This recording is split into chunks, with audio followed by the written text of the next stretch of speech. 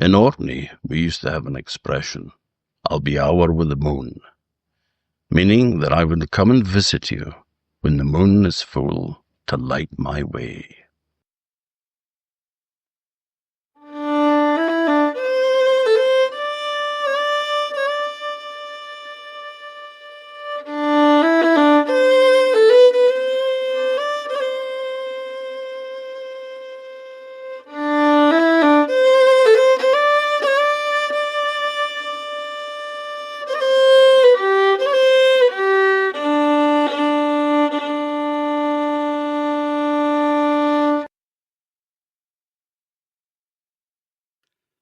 Hello, folks, and welcome to another episode of Hour with the Moon. And this time, we are at home, and Rhonda's sitting over in the corner with a glass of wine. I'm sitting here with a glass of wine, and our very special guest has also got a glass of wine because it would be really mean to sort of leave you out and say, "Well, we're gonna drink in front of you, and you've got to sit there." And so that would be cruel. It would be cruel. No, but it's fine because actually I think I've got the world's biggest glass of wine, so it's all good. Sounds like a challenge. Anyway, our very special guest is Ellen Pesci, who is not only a friend, but also a colleague for another week. Only a week? Yeah, because I'm retiring in a week's time. Now, by the time that this goes out, it'll all be history. I will be a man of leisure. That's rubbish. I'll have a whole list of things that I'll need to ask you until the end of time. You're always welcome. Super. Good to know. I'll probably pretend to be out. Well, that's your call, right enough. Not much you can do about that. Yeah. Remember, I know where you live. No, this is true. Because not only we colleagues and friends, but also your neighbours as well. It's just along the road. But the reason that we've invited Ellen isn't just because she's a lovely person and an artist and a good crack, a good laugh, but the museum where I used to work, I should get used to saying now, has got an exhibition, the summer exhibition for 2025 is about her dad, Jim Baikie. So Ellen Pesci, obviously. Pesci is not your original name. No, and nor does it have the roots buried in Orkney's history quite the same way either. I think we've maybe started that, right now. But Jim Baikie was an amazing comic book artist, and I think that folk living in Orkney, you just kind of take for granted that he was that fellow that drew pictures, you can. And I don't think people really appreciate actually just what a big name he was in the comic book world. And also what an amazing life he had. Because, obviously you know a lot more about your dad than I do. Well, I don't know. I've learned a lot just from things that you've researched, Tom. It's one of that things where that taking an angle that's totally objective, as you have been able to do, has unveiled things I never knew about. So it does go both ways. You don't know everything about people. You just can't ever. You've only got your own perspective. Yeah. No, this is very true. Hey, friends. I just want to tell you how much Tom and I appreciate your spending this time with us. If you've just discovered our podcast, you might not realize that we have a website, too. Whether you're interested in Orkney history, folklore, storytelling, or everyday life, you'll find it on Orkneyology.com. We're also publishing some really unusual books now through our Orkneyology press. If you'd like to encourage us in our work of preserving the wisdom and heritage of older times, buying our books direct from our online shop is a great way to do that, as is sharing our podcast and our website with people who might be interested. And if you'd like to buy us a coffee or a dram, we do have a page on Ko-fi, which is spelled Ko-fi. Just look for Orkneyology. Thanks again. Enjoy. But we did a wee exhibition about him just before COVID in 2020. And it was just it's such an amazing story. I thought this really deserves to be a bigger one, which will draw in a different audience to the museum as well. And with the Island Games being happening here in July, it was kind of decided that might be quite a nice thing. But so tell me everything about Jim Baikie, and I'll just sit back here and listen. That's a horrific thing to do to anybody, and you know it. I know. I wouldn't be that. I wouldn't be that horrible. But just very briefly reflecting on what you said about folk in Orkney not maybe realising quite what a big name he was. I think that's the way that suited Dad too, because it was like he had his Orkney persona, which was very much about being here and just being with him and the land, just him and the hills and the fuchsia that would grow out of control.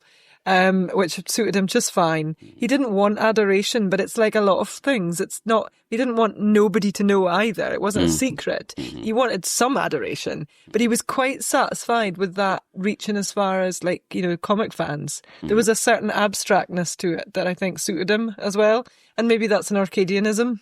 It's to do with that not really wanting to be a bigsy whalp and sort of say, look at me, I'm such a big important bloke and I do all these cartoons and don't you know it? There would have been none of that. So that sort of humility, which is probably part of the Orkney way. And I mean, it's not exclusively Orcadian, obviously, but it's something I do associate. And I do believe it was part of his character. And it's what made him so magnanimous, and when other folk would come to ask advice and help and that, because he was just, he didn't see it as such a big deal. Why would we not share this, And so, yeah, I think that the two things definitely, they were sort of different parts to his persona. Famous comic artist Jim, and then there was Orkney Jim. I love that pity story that he wrote himself, just a little reminiscence about because he'd been away from Orkney for a while, which we'll speak about later. And then when he came back and bought the Lee in Stennis, he met this guy at Stennis post office at the garage, and he says, "Why, the last time I seen you, you were 7 years old on Hoy in drawing cowboys." He said, "What are you doing with yourself these days?" And he said, "Drawing cowboys." That is a good story. And there's probably been many like it, I should think. I would think so. But we've got a thing in Orkney that you don't get a big C, as we would say, above yourself, big-headed. It's kind of, you end up being universally despised, or just actually what it do is just take the piss out of you, because you deserve it.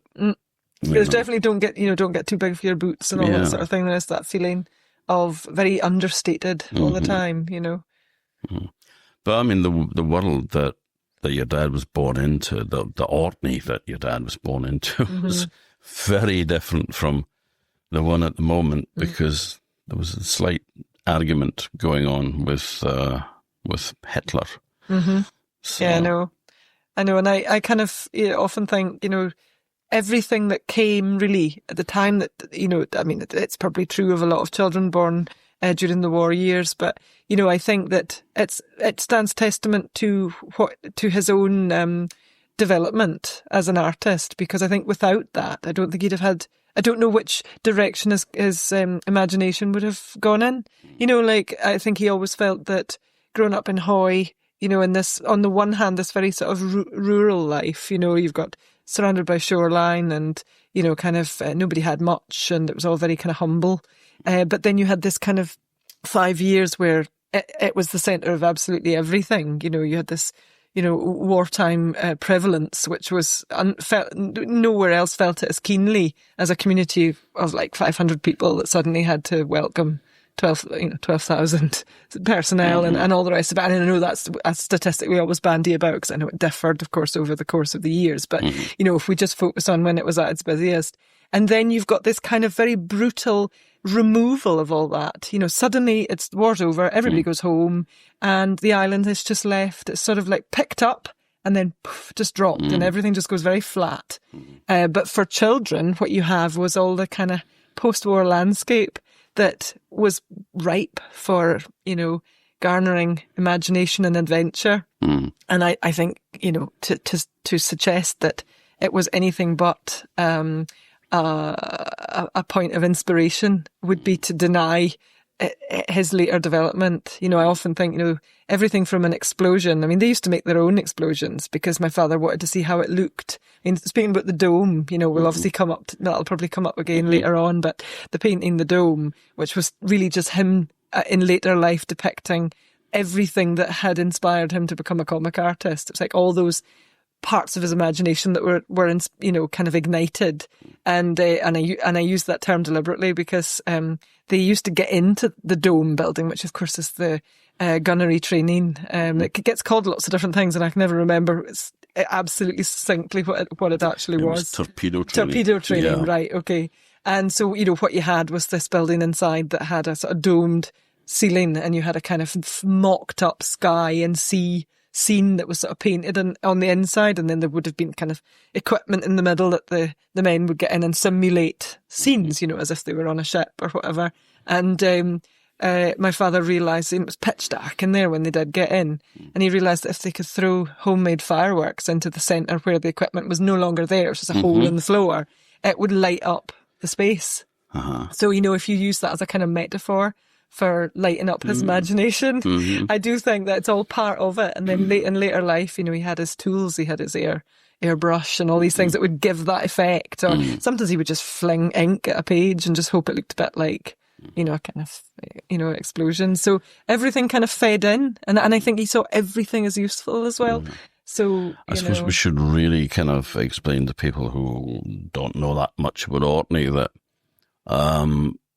your dad was born on the 28th of February 1940, and the reason that everything was kicking off here was because Scapa Flow was the main naval base for the Royal Navy, and suddenly you had like almost, well, not the entire Navy, but a significant, you know, the most of it was parked off his island, and then the at rest Hoy. Was coming in dribs and drabs throughout the course of the years. But there's always this, you know, it was an American journalist that coined the phrase the phony war, because he was sitting in London and nothing was happening. And it was just like, well, you know, it's like, oh, well, they're at war, but they're not really at war because nothing's happening here. They were bombing the shit out of us in Orkney. I mean, there was nothing phony about it here. No. 6 weeks into the war, the Royal Oak is sunk by a German U-boat, you know, 835 men and boys. Yeah. Boy sailors as young as 15 die that night. And then the air raids start just 3 days later on the 17th of October. Interesting you should bring that up, because actually that's probably, although not really a memory as such, my father always spoke about, because he was born in February 1940, my granny was about 6 months pregnant with him when the air raid started. And obviously at a point in the pregnancy where, you know, movement of the baby was kind of recognised, and, you know, and it was her first pregnancy. So, and the air raids used to go off, and when the first, I believe it was the first one, she was absolutely terrified. And she said that Dad had started to really flip and kick and really make and she thought, because she'd never had so much frantic movement, she thought that she would lose the baby because it was so, like, alarming. And so you think this is what he was born in. You know, he was born into into war. Into war, yeah. And I noticed as well from, like, records that he wasn't born in the house that my grandparents were actually, like, the one that they owned, which was very much Baikie property, although obviously owned by Melsitter. You know, it was an estate-owned property, but had been built by, you know, my so many times great-grandfather in 1830 on the land, which had nothing but a boat shed on it before that. And Dad wasn't born there. He was born at Granny's parents' house. So I actually wonder whether Grandad was maybe not there at the time. He was maybe not quite back, because I've never been able to put the pieces together with that one. Well, I suspect that what's happening there is exactly the same as happened to me dad, who was the oldest child as well. But born in 1911, so when World War I had started yet.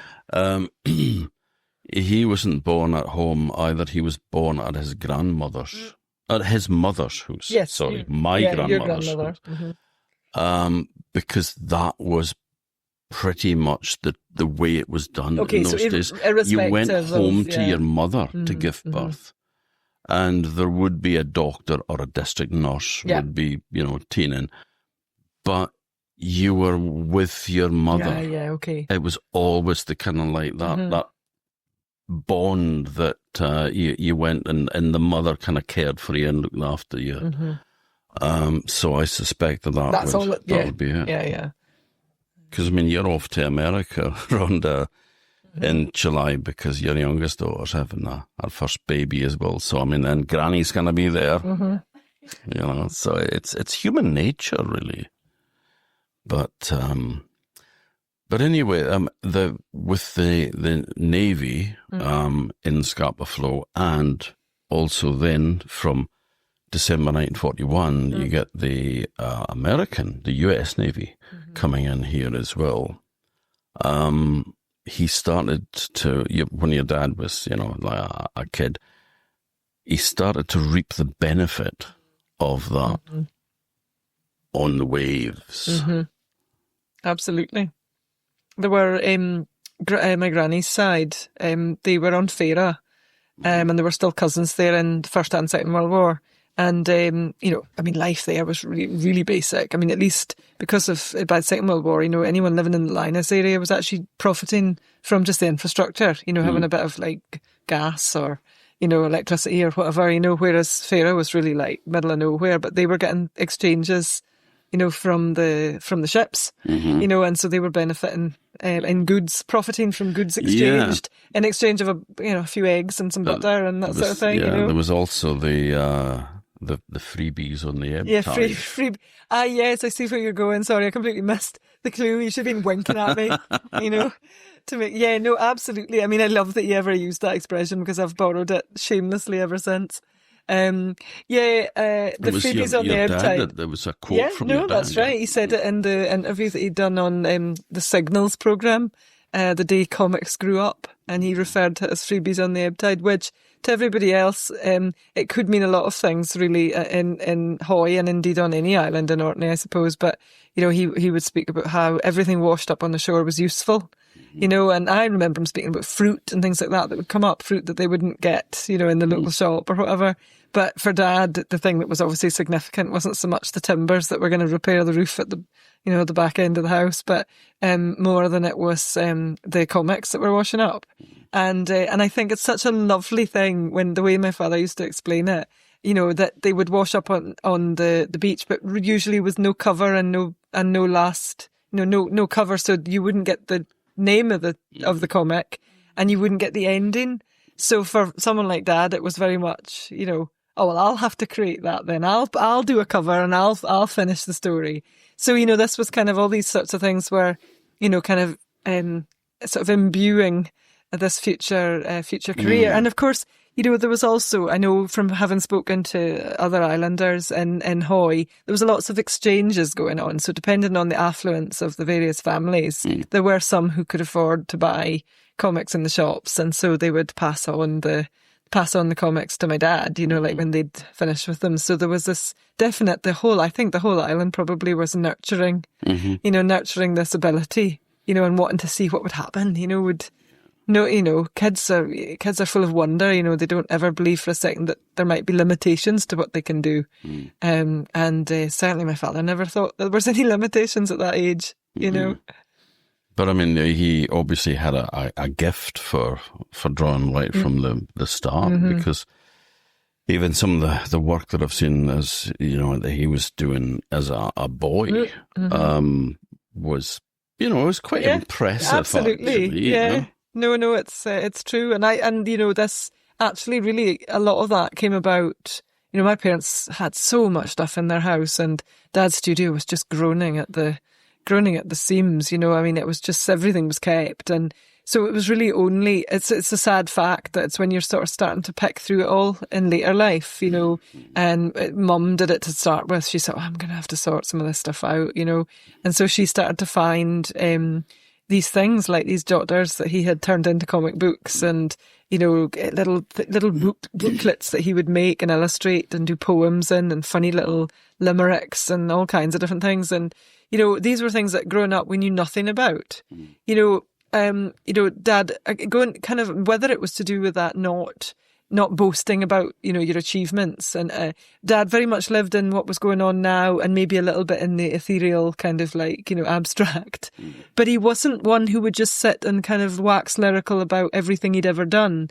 So as children, when I was growing up, and my sisters might have a different version, but I would get snippets of things that were exciting, like little facts about his childhood, but never a full picture. So it was really only like towards the end where we started to realise that he'd kept some of this stuff. So I only really learned about his ability as a young boy. I'd been told about it, but I hadn't actually seen evidence of it until you did the exhibition in February 2020. And that was when Mum kind of unveiled all these items. And I thought, I've never seen this stuff. And my sisters were the same. We were like, things that we didn't know existed. So, and that was just that squirreling nature of Mum and Dad, but also the fact that Dad didn't see the need to kind of go, well, when I was a boy, I was excellent at drawing too, it was kind of not relevant and not needed, but lovely to have now. It was quite telling that the thing that he was focusing on really was science fiction. Oh, yeah. It was little robots and stuff like that. Absolutely. And it was most of the competitions he entered as a child, they were science fiction comics, anything science fiction. And that didn't leave him. He was always interested in that. And he was also interested in science, It wasn't the fiction part was just fitted with his kind of creativity, because you can't really be creative with fact. But he really, really was interested. He could have probably gone either way if he hadn't have been artistic. I think he had a physicist's brain. He really was able, in a way that he's passed on to, I don't mean to speak out of turn about anybody in my family, but apart from my nephew, who is the only other person who's exceptionally good with science, the rest of us were all just artistic or, good with language or music, but we didn't get the maths thing. We didn't get the... I hate to think that there might be one of my sisters going, actually, I think I'm quite good at physics. But I don't think we do kind of laugh about it. None of us were very... we were definitely much more interested in things that could be expressed and altered by, kind of point of view. Rather, there's no point of view about things that are factual. They are. That is what they are. But my father was really good at balancing both of them, I think, and using them to his advantage when he came up with ideas. Because, it's that thing of if you're going to invent a comic character, for example, there has to be a little bit of it that's bedded in probability, likelihood. Could this character do this thing? Is it realistic? And so he always had just enough of the kind of scientific understanding that would make it plausible, when he said that, this is what this character can do. And that definitely helped, I think. I loved the wee story that he recorded about a friend of his entering a competition for Fry's chocolate where they stood to win one of every item of everything that Fry's chocolate made. And he did the artwork and his pal did the paperwork and they won. And he says that they got this big box off and ruined themselves. His one, ruined themselves for days or like stuffing their face with chocolate. Which I suppose would have been not that long after the war. So treats would still have been... Well, there was a lot of rationing going on still into the 50s. Yeah. And certainly, you're talking about things like sugary, bannock and stuff like that would have been easy enough because they were still able to access, obviously, butter and eggs and things that were still, that they had access to on the island. But yeah, sugary products would have been quite a big deal, I would think. Yeah. But he tried to break into comics when he was young. I mean, that was what he saw as his chosen career. And I think I remember reading somewhere, he didn't actually tell me this, but I remember reading when we were doing the Faraday project for Sebastian, that was the first time I'd sort of delved a little deeper, into when my son was doing his project on his grandfather. And it always made me laugh that my father, having won 2 or 3 competitions, fully believed that the next one he entered would be his career, the one that would make his career take off. And, it's quite, in a way, although it's heartbreaking because it didn't quite work out that way, he didn't lose the determination. He just had to wait a little longer because, his career wasn't really just waiting around the corner at the age of 14. He had to do a little bit more work before he was going to get there. He'd have to go kind of a little bit around the houses to sort of get to that point. But, you know, he totally, in fact, I think you could probably say he almost had an unerring sense of confidence that one way or the other, at some point, he would get to where he wanted to be. You know, however long it took. Yeah. Yeah, I mean, he does seem to have just really kind of focused on that's what he wanted to do, and that was kind of it. That was the be all and end all. But I mean, he didn't exactly get much support. No, at he school. didn't. I think it was difficult times, really, still. And Orkney was a little bit behind, you know, because you're thinking about the kind of ones who were heading off to art school from working class backgrounds, you know, like the Beatles, and, you know, there's a number of different musical artists at that time who were breaking through some of those boundaries, you know, of saying, well, this isn't just for the elite, you know, we can get to go to these places too. And some amazing kind of creative people went through art school. But in Orkney, I think it was still quite backward probably at that point in terms of, you know, that kind of advancement. And also Dad was, you know, yeah, I mean, you know, it's kind of mid-50s, I suppose. And, you know, looking at the way Orkney was at that time, it wasn't quite there yet. Anyway, it seemed as though the idea was still very much that, you know, unless you were, you know, the descendant of a sir, you know, a sir or a lady, you probably weren't going to be the right type to go off to art school. You know? Yeah, you'd have to. You weren't going to be the next John Everett Mealy because you didn't come from an upper class background, which was so silly, really, when you think about it. But you know, but then also, I think there was an element of it was just the luck of the draw as to who you got as an art teacher or who was presiding over the kind of job of saying yes or no to Orkney children being presented. And one of the problems was that, you know, and it still exists in art schools and in school, because I had tutors like it, I had teachers like it. Very few, I'm glad to say, but who suffered from that same problem that Dad met throughout his career, of artists who were threatened by talent, you know, people who were threatened by someone potentially being better than them, rather than seeing it as a way of sharing a skill to the masses, something beautiful. You know, this is a good thing. If you can draw, you're bringing joy to people. Why not make as many people as possible feel that they can achieve that goal, rather than saying, oh, I don't like the fact that this person's a bit better than me, maybe even. You know, it's an ignorant attitude. Yeah, it is, but it exists everywhere in every field. It exists in my, you know, working in the museum. It exists there. You know, that sort of ability to sort of block something good, something that allows you to grow.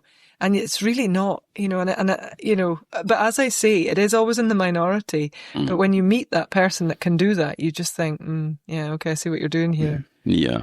But and he knew what was going on, but it didn't change the fact that was the end of the line as far as going to art school was concerned. Yeah, my sister was the same. She really wanted to go into art college, and she was trying to get a bursary for it, but she was told, I think pretty much the same as your dad, that art was not for the likes of you, you know. Yeah, it's exactly that. From a croft or from a farm, you know, it's like, nah, you need to be the offspring of a businessman. Yeah. Before we take you seriously. So, and it sounds like a cliche now, like you think people can't have been like that at that point. God, but I mean, it was definitely it was definitely happening. Absolutely. You know? And I think it made my father even more determined not to pass that on. Not that he ever would have, but you know, he was even more determined to almost overcompensate by giving up hours of his time to everybody that came to say, Can I show you my artwork? You know, I think he purposefully said, right, I'll even skip dinner.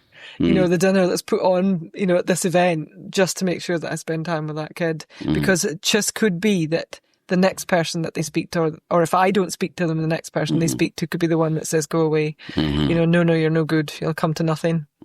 So, and, you know, obviously we know now that some of those people did come back out of the woodwork as successful artists, writers, whatever, and said, you know, he gave me a lot of time as a young boy. So it definitely counted for something to a lot of people. Yeah, but with the career kind of stalled of...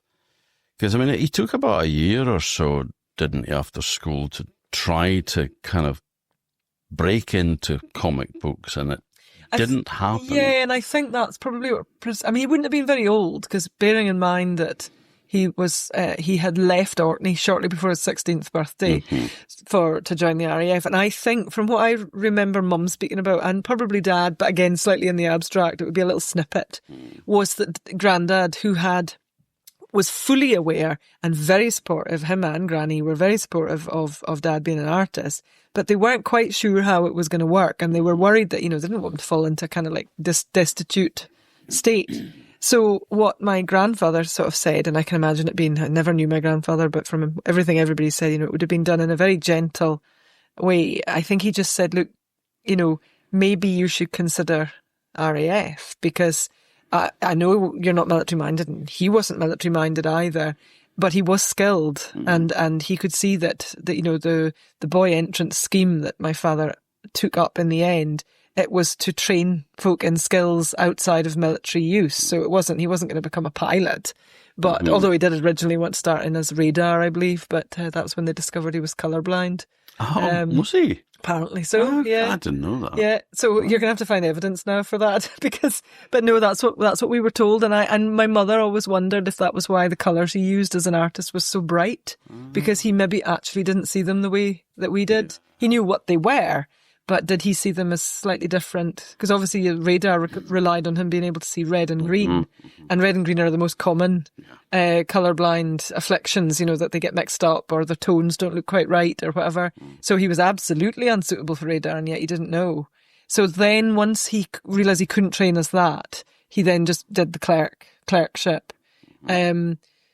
And I think my grandfather, when advising him, very much felt that if nothing else, it would get him out of Orkney, and it would get him meeting people that probably also weren't military minded. There would be, and it was very much the case. He was met by people who, were creatives as well, musical or wanted to be writers, or just weren't remote. They just needed to get out of their, the sort of like whatever the status quo was for wherever they came from, and the problem my father had with it, of course, was that yes, it did that, but you were bound to the RAF in a way that he felt was really unfair.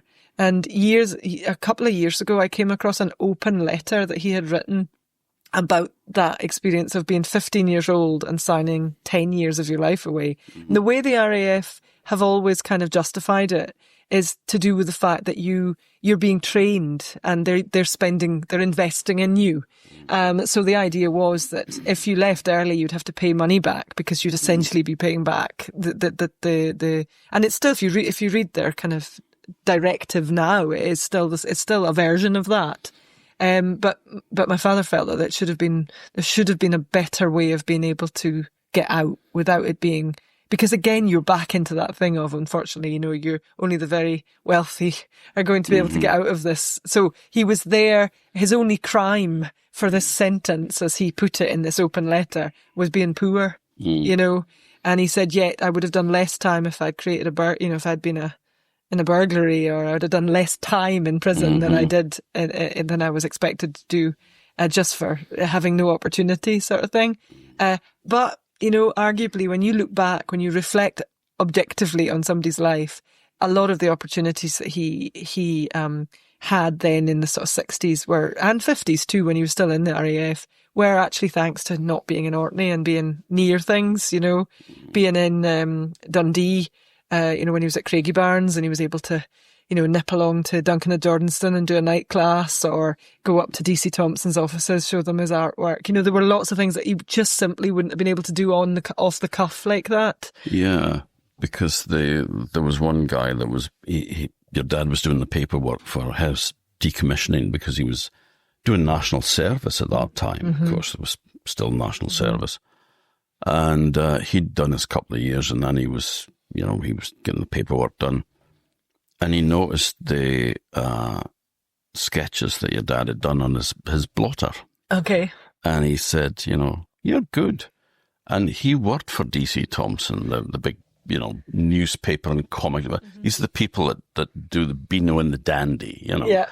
And he said, you should get yourself along there. And he did. And they said, well, if you get yourself out the RAF, we'll organise a mortgage for you, and they'll give you a job.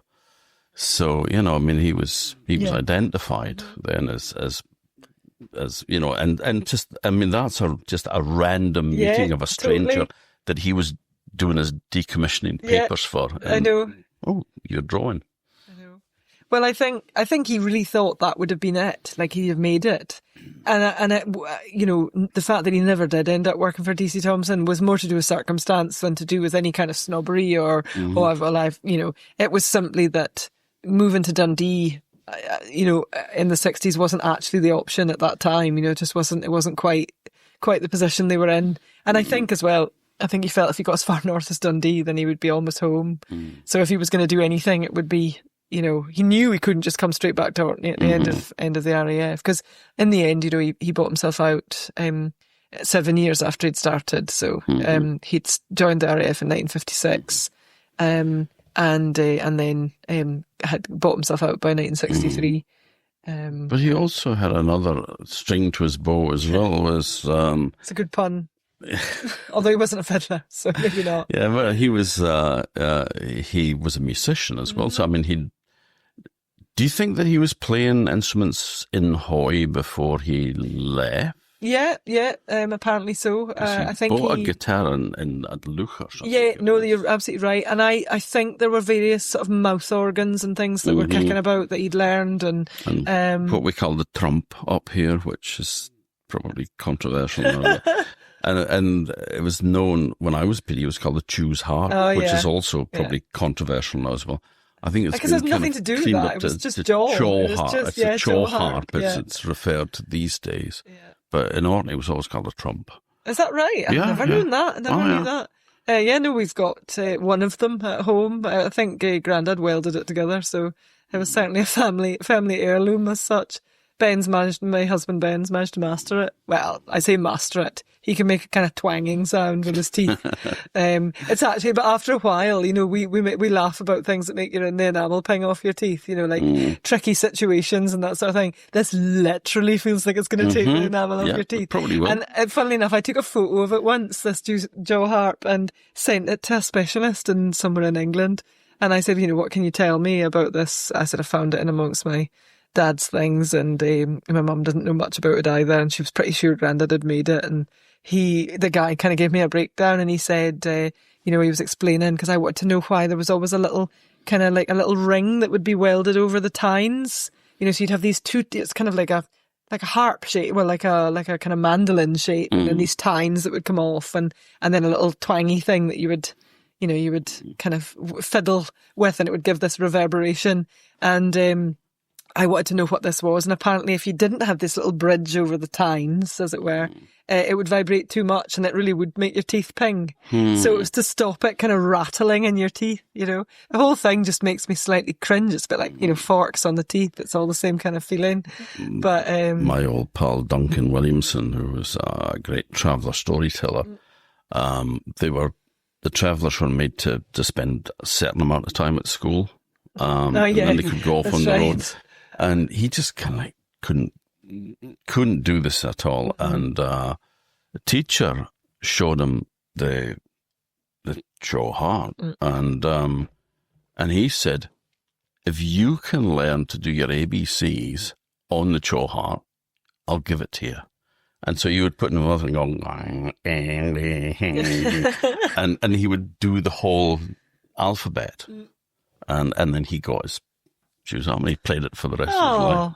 Well, our jaw harp is one of my husband's favourite stories, because one of my husband's favourite stories. That's ridiculous. It's something that we always like to tell, because Ben had independently watched, I think, on Arte, which is a kind of French-German art channel on European TV.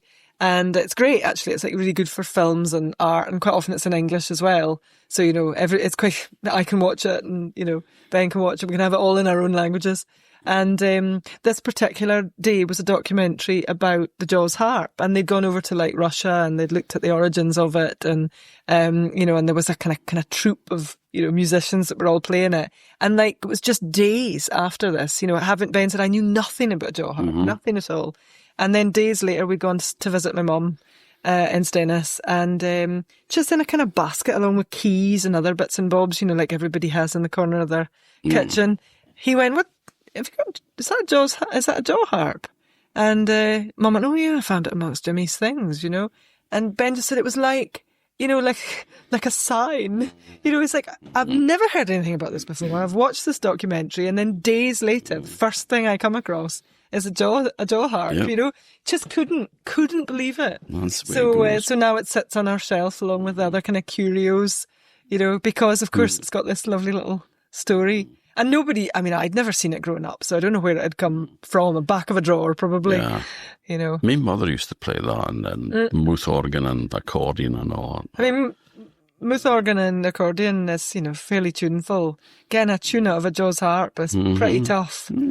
Other than a kind of dong. Oh, Chris, I've had some people like Viking villages that can make incredible sounds with them. Well, indeed. You know, we've seen some great concerts. Ben's not got much past a sort of couple of notes.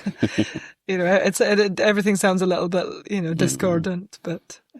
But then when your dad was at Lucas, I mean, he was playing in a band, and that had a pretty significant impact on his life. I think Mum always said that there was a sort of turning point with Dad. Like, I think throughout the late 50s and 60s, you know, obviously there was late 50s, it was very much kind of, he'd grown up with a lot of music, sort of Hank Williams, kind of a lot of that sort of country stuff that Granny and Grandad had been big on. And then there was Elvis and everything, you know, there was this kind of like trend for, you know, for rock and roll being a little bit more... skiffle over here as well, you know. Yeah. And I think he thought, oh, that's quite interesting. You know, it was another kind of thing that he was quite keen on. And he did, at one point, seriously think maybe that would be a difficult choice. You know, would he go music? Because, of course, there was such a lot of fun around the kind of music scene. You know, it was quite exciting time and all that, particularly... and it was a really good, you know, a really good way of kind of, you know, the release of the sort of slightly boring day job within the RAF. So I think there was definitely a point, and it did come to a head at a later stage, but, you know, get to that in due course. Yeah, but it did lead to one of the officer's daughters, Wendy Lawson, climbing out of her bedroom window to sneak off to a dance when she wasn't allowed to go to. So my grandfather Frank Lawson was a warrant officer, which I believe is not quite an officer. Like they were given. I mean, Nick's explained this to me a million times, but they couldn't rise through the ranks. They weren't, you know, officers in the sense of in the British military forces. I believe there's a kind of hierarchy. They would never get beyond this level of warrant officer. It's called something, isn't it? It's a something. It's like they weren't officers really in that sense of the word. And I really hope Nick never Nick, you're not allowed to listen to this because you'll be like, I can't believe she's never learned what I told her about this. It's just not, I guess it's not really something that I'm that interested in. And so, you know, you don't retain it. So I apologise to all the listeners out there that are shaking their fist, you know, at me not knowing what a warrant officer is. Especially all the ex-warrant officers going, how dare you? Oh, like, she don't know what she's talking about. But anyway, but he was high enough ranking that he was sort of in charge of the unit that Dad was in at that time. So anyway, the officer's mess, you know, that was his gig, you know, he would get to do. And my mum had a friend, Ella, who's still alive. You know, she lives in Perthshire somewhere, I believe. And Ella was much more kind of devil-may-care than my mum. My mum was a little bit more buttoned up and a bit more like, oh, better not, you know, ruffle any feathers, and she was very respectful. Although she had a wild streak for sure. We've certainly got tales of her when my grandfather was in Egypt. She had to be sent back to Britain because she was naughty at the school. But anyway, she lived with a great aunt for a while. But and that's another story. There's a story there too. But anyway, so yes, she'd obviously snuck out anyway to this dance, and our friend was the one they all fancied because she was kind of buxom and kind of movie star pretty, you know. And so the two of them got into this mess and having a great time. And Mum had obviously had a nice looking band, you know, all the rest of it, nice looking bass player. And meanwhile, Dad had obviously caught sight of Mum and had said to his bandmate, "Oh, she's all right. Do you know anything about her?"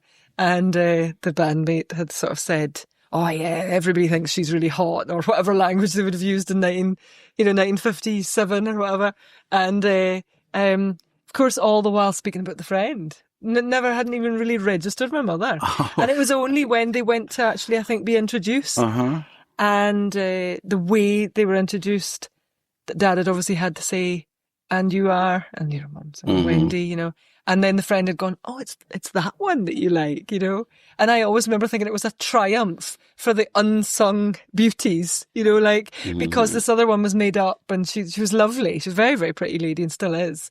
But, you know, more obviously so, you know, and Mum maybe was kind of still, you know, hadn't tried any makeup out, you know, or anything. She told me that she felt that she was too tall and she wasn't the sort of the person that, that the tall girls weren't the ones who got asked out on dates, you know.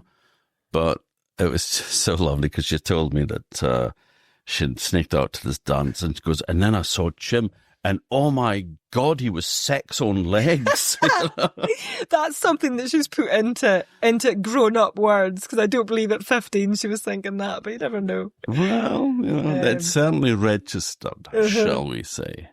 I think Dad had a bit of work to do, really, because I think Grandma and Grandad had imagined, you know, they were quite conservative and, you know, I think they'd maybe imagined that their daughter wouldn't go off with somebody whose aspirations in life were either to be a musician or an artist. I think it's probably struck the fear of whatever into them. But, you know, like everybody that ever met Dad, really, it didn't take long to be won over, I believe, is the story. I think he did have you know, there was a bit of sort of like smoke and mirrors to kind of, you know, get through some of the situations. But I think at the end of the day, they could just see he was kind and loving. And, you know, they had to kind of hope, fingers crossed, that he wouldn't just be a kind of, you know, artist bum at the end. Yeah, I think that was their biggest fear, probably, that it would be a kind of wild life, you know, that would kind of be a struggle. You know, they didn't want that. It kind of almost came to an untimely end, though, because they travelled up to Orkney to meet Granny and Grandad. Granny and Grandad, and that didn't really go very well. I think they were very young. I mean, you know, I think, was it 1957 they came up? I think it was. So Mum would have been maybe she would have had to have been over 16 or 17 anyway. And sort of late 50s. It certainly wasn't 60s yet, late 50s. And they came up and they spent time. And the photos are lovely. I mean, they're just an absolute dream. There's a beautiful photograph of the two of them on a scooter. Yes. Which I sent with a press release to the Arcadian. Yeah. I think they're Libyan. They just look so cute, they do, the two of them. But I think they were probably Cyprus in that one. I don't think that certainly is. I'm pretty sure that's not Orkney. But the Orkney ones, they obviously got decent enough weather. I know, she's got a few sleeveless shots. But yes, I think it was tough. And Granny was very, you know, Dad was everything. He was kind of the image in many ways of Grandad, and you know, Granny was everything. You know, Grandad was everything to Granny, and so this boy was the embodiment really of him as a son, and you know, he was just a loving child, and she just thought the world of him. And like so many mums, when their sons go and find a woman, they're worried, you know, nervous, and so she maybe wasn't very warm. She maybe wasn't very warm to Mum, and Mum would have been a little bit, you know, kind of. She would have been quite feisty in her own way, quite opinionated, and maybe it was just a little, and Englishy, you know, quite Englishy, and maybe not so used to kind of some of the Orkney ways. It didn't. The trip north wasn't great. Well, Mum was never good on boats anyway, and actually sometimes Dad would take the boat and Mum would fly. But anyway, in these early days, Dad said, "Look, you know, we're going to have to get this boat or whatever," and that was fairly grim, I believe. And then he took her to the Pomona Cafe in Kirkwall, and took her, I believe, yes, and he took her for a kind of cake, and he said, how you know, how are you finding it so far, sort of thing, and she was like, oh, well, you know, it's fine. I'm so glad now to be off the boat. And he said, right. Well, he said, a little bit of bad news. He says, we're not in Hoy yet. There's another boat. So she was like, oh, God. She told me that she got a plate of mutton stew, which she was all like she was never big into meat. Struggling with anyway. And especially with seasickness. Yeah, oh God, no. I mean, everything about it, I think, was just a bit of a shock to the system. And, you know, just... things like, you know, but I mean, you know, it's just the Orkney way, you know. I think that there was a lot to get used to, and I don't think she was anyway mature enough to cope with it. So yeah, they did have a bit of a to do, I think, over that, and Dad wasn't quite sure whether it would kind of work. And she wrote her a letter saying that it was over. Mm-hmm. She was absolutely beside herself. Mm-hmm. Just when we were talking a while ago, because I do intend to write that biography on You're the only your one that dad. can do it, because none of us could do it. It would be impossible. Has anyone ever written a biography about their own family member? When I retire, this is the first thing I do is the Jim Baikie biography. But I'd recorded her. It was just after COVID, and she still. I remember you going by the house. She wasn't. I didn't go by the house because she's still very nervous. She was nervous about mixing with people. Yeah, still. I remember. Yeah. So I said, "Would you like to just do it on online?" And so we did. And but she told me this really beautiful story that she got this letter saying, "I don't think it's going to work," and she just sort of like took to her bed and wept. And she said her mother came in and got into bed with her and just held her and spooned. I never knew that. That's amazing that she told you that. I never knew that. You see, I mean, parents don't tell their children stuff like that. But yeah, she said that she just held her and she just said that she'd sobbed. been a terrible brat. And then that's how she described it. She said that, like her mum said, look, if you're really serious about this man, then, try to win him back.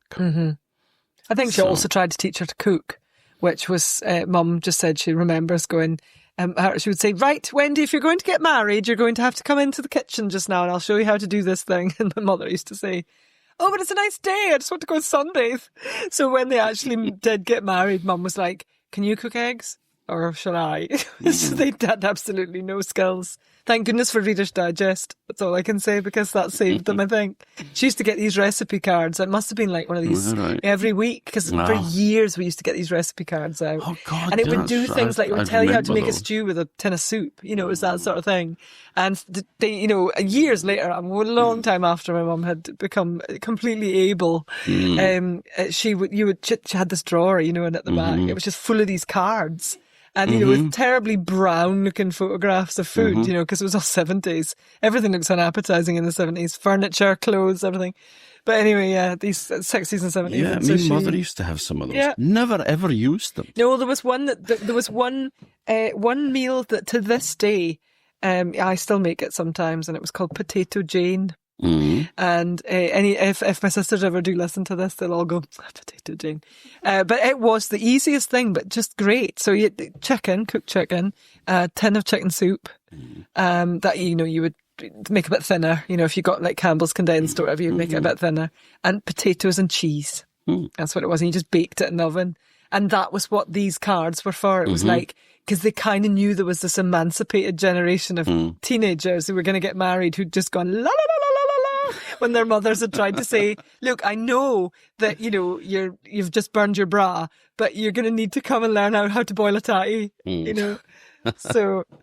Well, it does help if you want to feed yourself as well, But, well, I think that they learned the hard way anyway, but Dad was never much interested. It was one of those, I always think, growing up, that actually looking back, it was one of those there was the one element of Dad that's remained quite traditional, and that was just that he worked, really, and Mum would have us. And so she cooked. So on the odd occasion, that she would go off and do her own thing. I have memories of the kind of 5 things that he would cook, boiled eggs and dippers, an omelette, fried sole, a kipper. There's a few things that you could do and so eventually it was frozen foods, like Mum would just make big batches of things if she had to go away. But he never really learned to cook. So. Well, men of his generation didn't. And that was the thing. So on the one hand, very hippie sort of lifestyle, very emancipated, very equal in terms of like opinions and, sort of like, a belief in each other's and sort of capabilities and intelligence. But actually, it's still like the traditions of homemaker and, all those sorts of things. And I don't think that, I certainly don't think we should be rushing to sort of slag any of that off. because it was of its time. Yeah. Yeah. It's what everybody It's did. a bit like, these things where they sort of, everyone's up in arms about things that are very un-PC in books that were written in the 20s and 30s. And you sort of find yourself, thinking about things like Tintin and, and Roald Dahl even. And I really object to it. I really object to erasing history for the sake of it being, by today's standards, not acceptable. It doesn't mean it was wrong. Yes, of course, we now know with what we know today that we wouldn't write that book again in that same way. But to remove it from our history books is totally unacceptable. I thought cleaning up Roald Dahl a few years ago was sacrilegious because terrible. They said that, he called Augustus Gloop on the Charlie and the Chocolate Factory, called him fat. Yes. And, we can't call him fat. So they changed it to enormous. I would rather be called fat than enormous. I know. I mean, come on. Yeah, that's true. Yeah, there was a lot of things like that, wasn't there? Where, but even like Enid Blyton, like I had my favourite Enid Blyton story, which Dad bought for me. And he bought the version that had the most beautiful artwork, and it was the Enchanted Forest, and it's the 1930s artwork that it's got. It's sisters who drew it. And I'm really sorry, I can't remember what they were called. But anyway, the children in the Enchanted Forest were called like Fanny, Connie, and there was another one. And it's gone out of my head. Now, anyway, they changed all the names because obviously Fanny wasn't acceptable in today's day. So they call her Franny. Well, so then when I bought my kids a new version of because I kept my original book, but I got the full set so we could read and I just couldn't cope. I just was like, I'm going to completely go back to the names that they were, because it just seemed so silly, so pointless to do that. Anyway, we've digressed, which is what always happens. But then, the path of true love still wasn't running very smoothly because they did get back together. And then her dad got transferred to Germany. Yeah. What was that island again? I can't remember. Sylt. Yeah. That's right. Because that's where the planes that were dropping the bombs on Hoy and on the fleet, that's where they flew from. Is that right? Yeah. Oh, I never knew that. He discovered when your parents got married on the island that's where the Luftwaffe flew from for the bombing raids to Orkney. Goodness me. So another small island that had a significant part to play then. Yeah, absolutely. Heavens. So they're off to Germany. So he has a bright idea of putting in for an overseas posting because he's bound to end up in Germany with her. That worked well. So he ends up in Gibraltar, I believe, and then at the point of marriage. So I think Gibraltar must have been the bit just before they married. So just before Sylt. Wait, you going to Sylt? He must, because I think he's in Gibraltar in 59 or 60, something like that. Then it was Cyprus. So Cyprus, they went together. Oh, so right. As far as I know, because I know Jacqueline was born in Cyprus, and I don't know how long an average posting would be, but I wouldn't have thought it would be more than a couple of years at any given I don't know. point. So they seem to be, he seems to have appeared, looking at I'm thinking of the backs of photos now, but 1960 sees him in Gibraltar.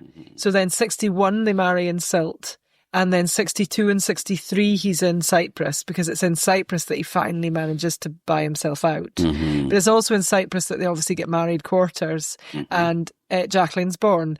And there's a tale there as well, because my mother had been very neat, pregnant, and so it didn't really look very pregnant. And in actual fact, she was very pregnant, and she realised she was in labour, and so she made her way to the maternity hospital. But the maternity hospital was part of a larger complex. So when she came in the door, she had one of these kind of bags with the kind of wooden handles on it that had all all the kind of like stuff you'd take if you're, going into a baby.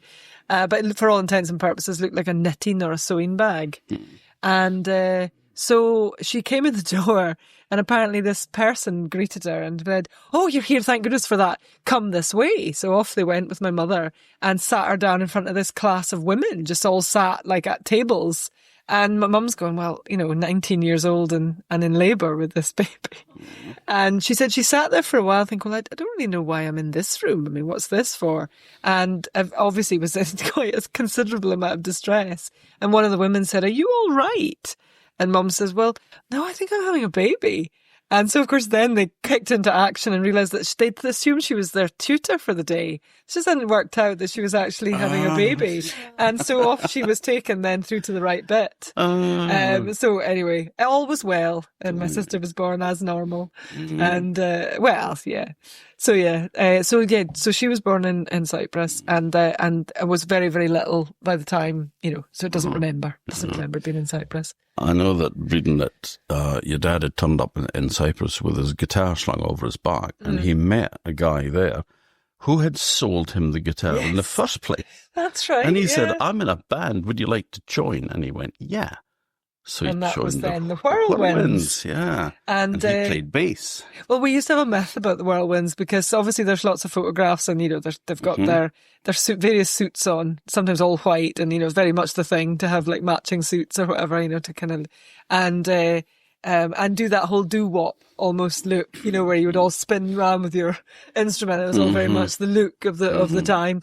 And somehow family myth had it that my mother had made all the suits that they were in, and then we must have said something to Mum and said, "Is it true that you made all the uniform, all their uniforms?" And Mum went, "Good grief, no!" She monogrammed the W onto the breast pocket, and we were like, "Oh."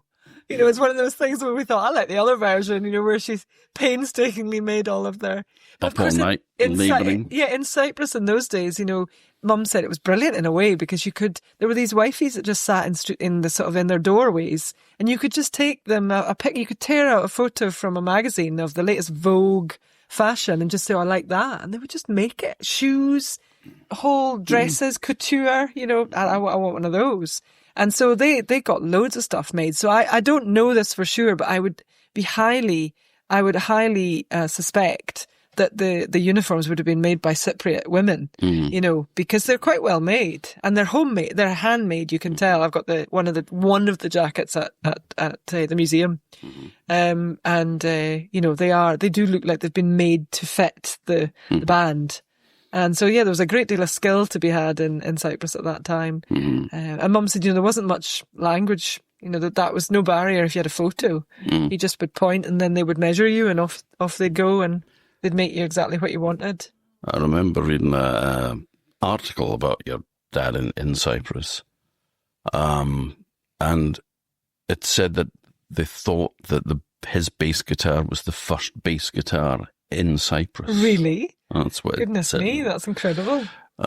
So, he's sort of playing away and also, but still doing artwork and put in charge of sort of running kind of a newsletter and stuff like that. That's right. Yeah, no, there was quite a lot of that going on. I think that's what held him together at the seams, really. So what kind of made it all bearable was the fact that he just the entertainment aspect of being in the RAF kind of kept the monotony of the work.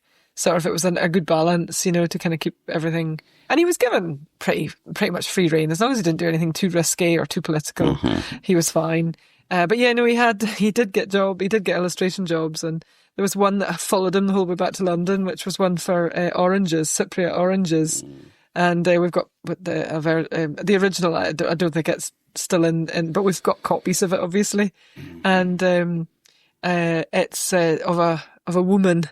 Kind of country girl holding an orange in her hand, and anyway, Dad did this illustration. Obviously, got paid for the work, fine.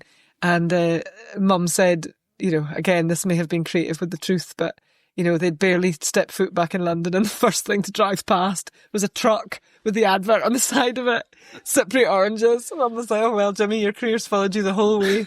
I think there was somebody that had been put in charge of admin that had found his request to buy himself out, which had been sort of like lying for about 18 months or 2 years or something like that, with nothing happening. And he said, "You still want to buy yourself out?" And he went, "Yeah." So that's why they... Is that right? Because again, I think I was creative with how that happened. I had this rock and roll version, which is far better, Tom, so I'll just tell it. Yeah, no, please do. I love a good just story. That, Dad walks in a little slovenly, tie not done right, boots not shined, hair a bit too long, hadn't shaved, whatever. And they was about to get reprimanded, for looking a little out, Baikie, what do you think you're doing? and him then slapping the cash on the table and said, "I'll have me papers, please." Mm-hmm. But no, I made that up. So I don't think that actually happened. But Well, in my it does head, it was true. No, it does. It is. No, it's now officially truth. I wonder how many legends are based on the fanciful memories of family members. Well, yes, a lot, I would think. Yeah, I would imagine so, indeed. But so then he manages to buy himself out.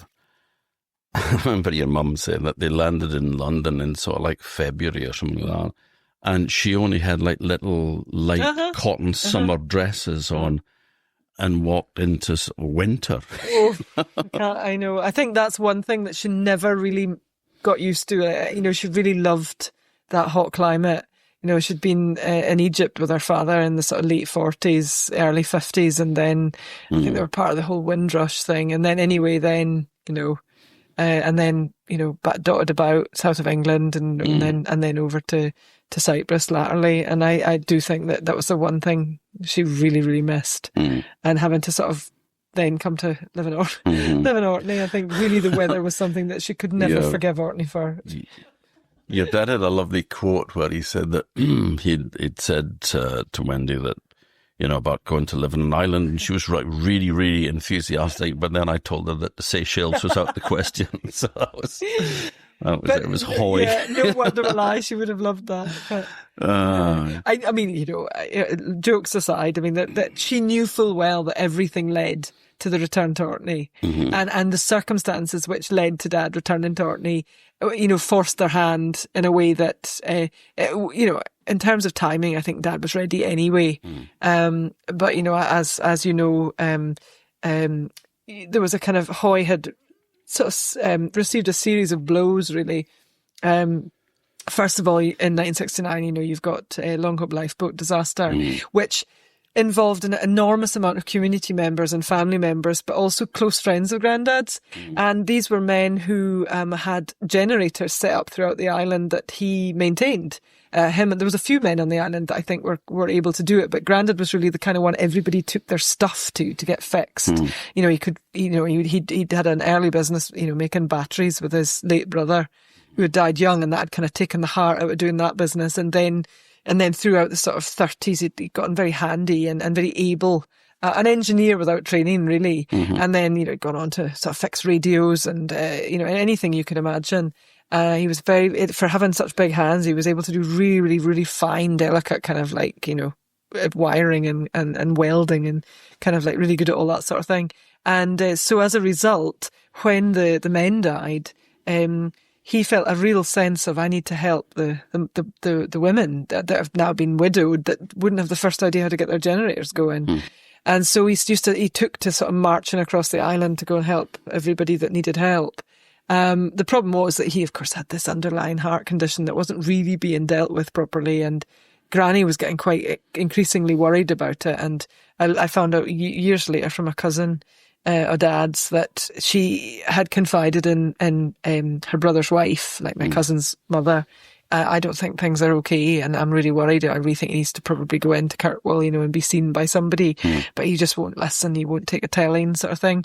And unfortunately, her fears were realised, because he died very, very suddenly en route to one of the widows' homes in Hoy. He was just seen collapsing, apparently, and because he was described as a kind of giant. I mean, his own father had probably been in mid 5 foot, 5'5", 5'6", not a big guy at all, and then he gave birth to this relative giant. And Grandad, I think, was variously said to have been between 6'4" and 6'6", which there are tall people around today, but not in Hoy. There wasn't, not at that time. So he was considered to be a bit of a giant. So I think when he crumbled to the ground, it was almost like, people describe it like kind of Cubby-Roo. I mean, it's just like this big guy, just sort of like so capable, and then just, gone out just like a light. So that precipitated an awful lot of change in Dad. He'd already been keen to get back. He certainly didn't see that coming. He did not think, I don't think he was maybe aware that Grandad's health was as poor as it was. And I think the poor health had come on very suddenly. I don't think he'd always been ailing. I think he had come on poorly in his late 40s, and And so Dad just said, like, well, that's it now. I'm not staying here while my mother's up in Orkney with only, my auntie Janice was still here, but she had just got married, and it wasn't really, the timing wasn't right for anybody to kind of drop everything. So that was the kind of catalyst, I suppose, if you like, and a feeling maybe that he could possibly negotiate with the publishing companies in London and convince them that very avant-garde idea of remote working, like, I can do this from anywhere in the world, surely. And actually, the companies that Dad was working for at the time, he was working for Valentine, which some folk will remember. I mean, I don't. I remember because I've seen them, because these little comics, that were kind of love stories, aimed at sort of teenage girls. And they would often feature, sort of like the latest pop star that would be somehow wound around the story of the latest pop star. And it would be, sometimes they were just real fly by night. You'd never see them again, but they would be featured, if they happened to be a big deal or whatever. Anyway, he was working for these. He was kind of stuck doing that for a long, long time. And those jobs had originally been occupied by Spanish and Portuguese artists who were sending their work over. So, and that's how my father got the job in the first place, was because they had fallen short of a deadline, and their Spanish artist, I think it was, had not made the deadline. And so they were kind of desperate. So that's what kind of got him in the first place, like he just happened to be in the right place at the right time. But he almost had another sort of like change of direction, because when they got back in London, he was in another band. Yes. Which had aspirations, certainly, for fame, which happened to one of them. It did indeed. Yeah. No, and I think as well, that's another kind of nail in the coffin really for the music thing for him, because that style of music, which, is so well trodden, that tale now, of managers that take over young musicians and kind of exploit them to the nth degree. There was definitely a feeling that they weren't going to get to be, there was no creative freedom for them. And nor was there even personal freedom. And I think the music that they were doing was pretty middle of the road and not really what my dad wanted to do. Because by this time, even sort of early 60s, there was a lot coming out of kind of like, the blues, white men playing the blues was starting to become quite a big thing. The Stones really kind of popularised that. They were really, and they were starting to do it. And, you had Eric Clapton and then obviously, Cream developed after that, but all of those band members, they were all in the kind of same circles. John Mayall's Blues Breakers. Yeah, all of that. And so you had this kind of feeling that, there was a lot of interesting stuff going on for musicians, and this dad was sitting there playing what he thought of as a bit tinny pop, And the band were? The band were James Fender and the Vulcans. And Vulcans being... Well, like Star Trek reference, presumably? Or? No. It was 2 years before Star Trek. Okay, so what is it then? They were the bombers. Oh, okay. They were a Delta Wing bomber, which was the main sort of like. I love how you led me into that complete trap. So that I would show my entire lack of knowledge. No, I only asked you what just to name the band, but no, it's I actually mentioned that in the text of the exhibition. It was like nothing to do with Star Trek, because this was like about 1964 and 66 it started. So. Yeah. Thanks, Tom. Yeah, anytime. Just to let anybody listening know, I don't know anything about bombers, I don't know a lot of things about a lot of things. So there we are. Never mind. But it's fine. Never mind. I do know lots of things about other things. Oh yeah. Just not bombers. No more wine, because I'm becoming less articulate as the evening wears on. Nah. No, I'm only joking. That would be crazy. No, they got a bit of a breakthrough. I mean, the manager that you were referring to was James Fender's dad. Yeah, so Mike Pierce was actually... James Fender was no such person, but yeah, his real name was Mike Pierce, I believe, yeah. And, I mean, they were really quite serious about wanting to... And he really drove, he was driving a lot he was getting them, studio time. He was really kind of pushing as much as he could. Well, I think the studio time came through... That came through the winning of the... TV show. Yes. You should explain the... Well, I don't know. You might actually know it better than I do, because again, it becomes legendary, perhaps. Your show. So yeah, Ready Steady Win was, I believe, a kind of did you ever find out, was it connected to Ready Steady Go? Yes. Yes, so it was connected to that. Ready Steady Go was a really popular music program, and then they decided to have a talent contest to find, that's what I in understood, inverted commas, the next Beatles. Indeed, and in fact, so my father in this band, James Fender and the Vulcans, they were they got through to the kind of final round, the judge for which was Brian Jones, and so my father very much of the Rolling Stones, and wasn't particularly a huge fan of being in the public eye. I don't think. I think he was quite uncomfortable, but very, very nice, my father said. But they had been warned that, the Rolling Stones were obviously, starting to become quite a big thing, but not big enough that they were recognisable from other 60s looking kind of beatniky types. So they were told that at the end of the gig they would all have to run, because the fans wouldn't know who was Brian Jones and who was who, and because basically they all kind of looked a bit like each other at that time, But he was blonde, yes, and a bit shorter than your dad. Oh yes, I don't think they thought that they might think Dad was the Brian Jones, but there was that hysteria where there was no focus whatsoever. It was just like there's a man left the building. He looks like a rock star. We must chase him down an alleyway.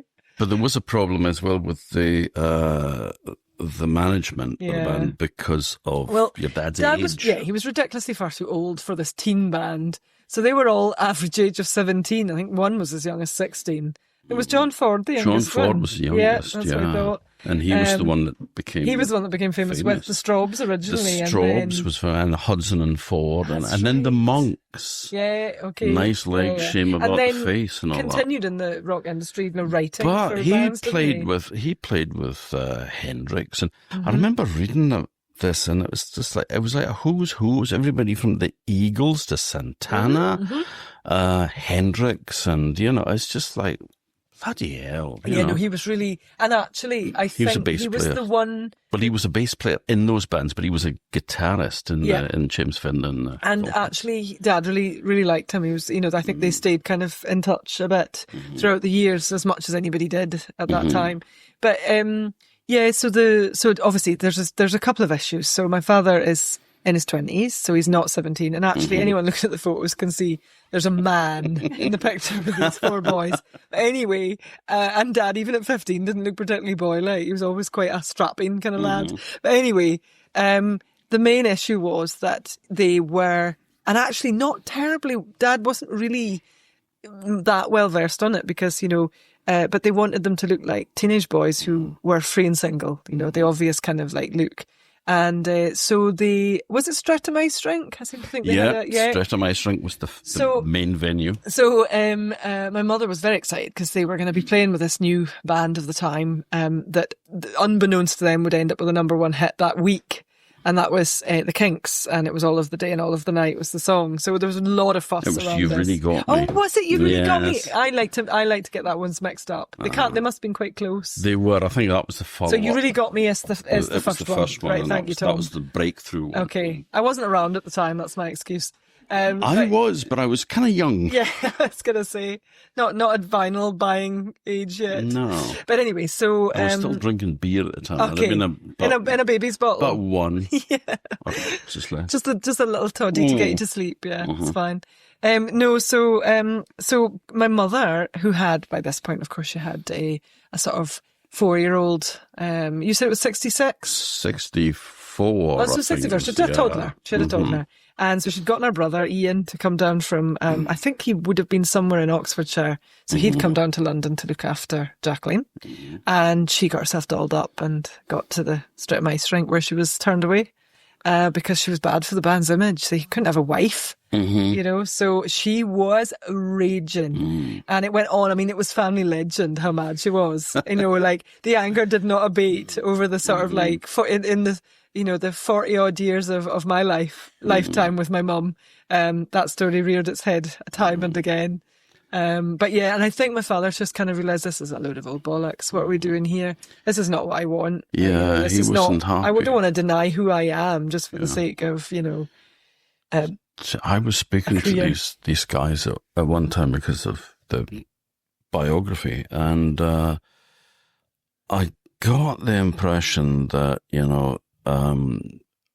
Mike Pierce, James Fender, was saying that he didn't think that your dad realised just how much they wanted Maybe not. to be famous. It's a shame, in a way, if that's the case. But he had said to them that comic book art was his first love, that if he got any opportunities, he was out of there, which I think was a bit of a shock and also maybe a slight annoyance to them because it was, he was seen as an asset because he was tall and good looking.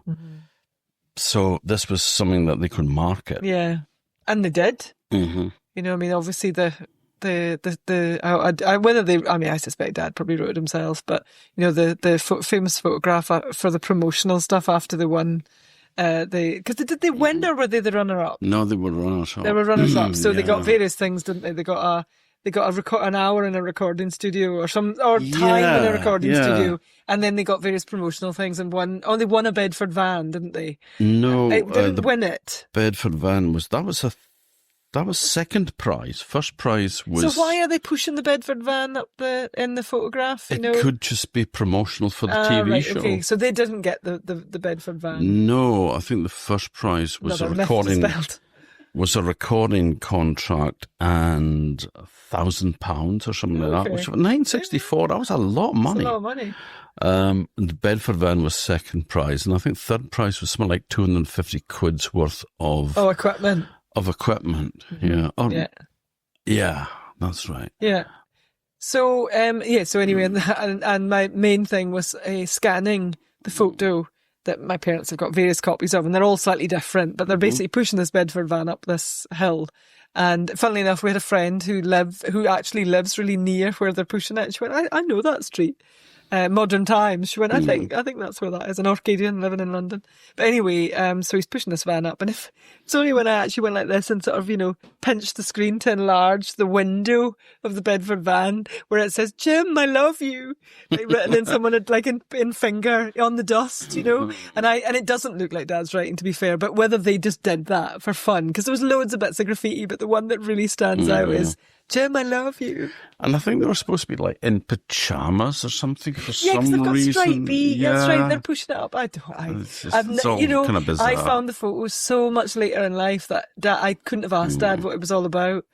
I know your dad was really annoyed about the fact that, because your mum told me that he was really mad about the fact that she wasn't allowed in.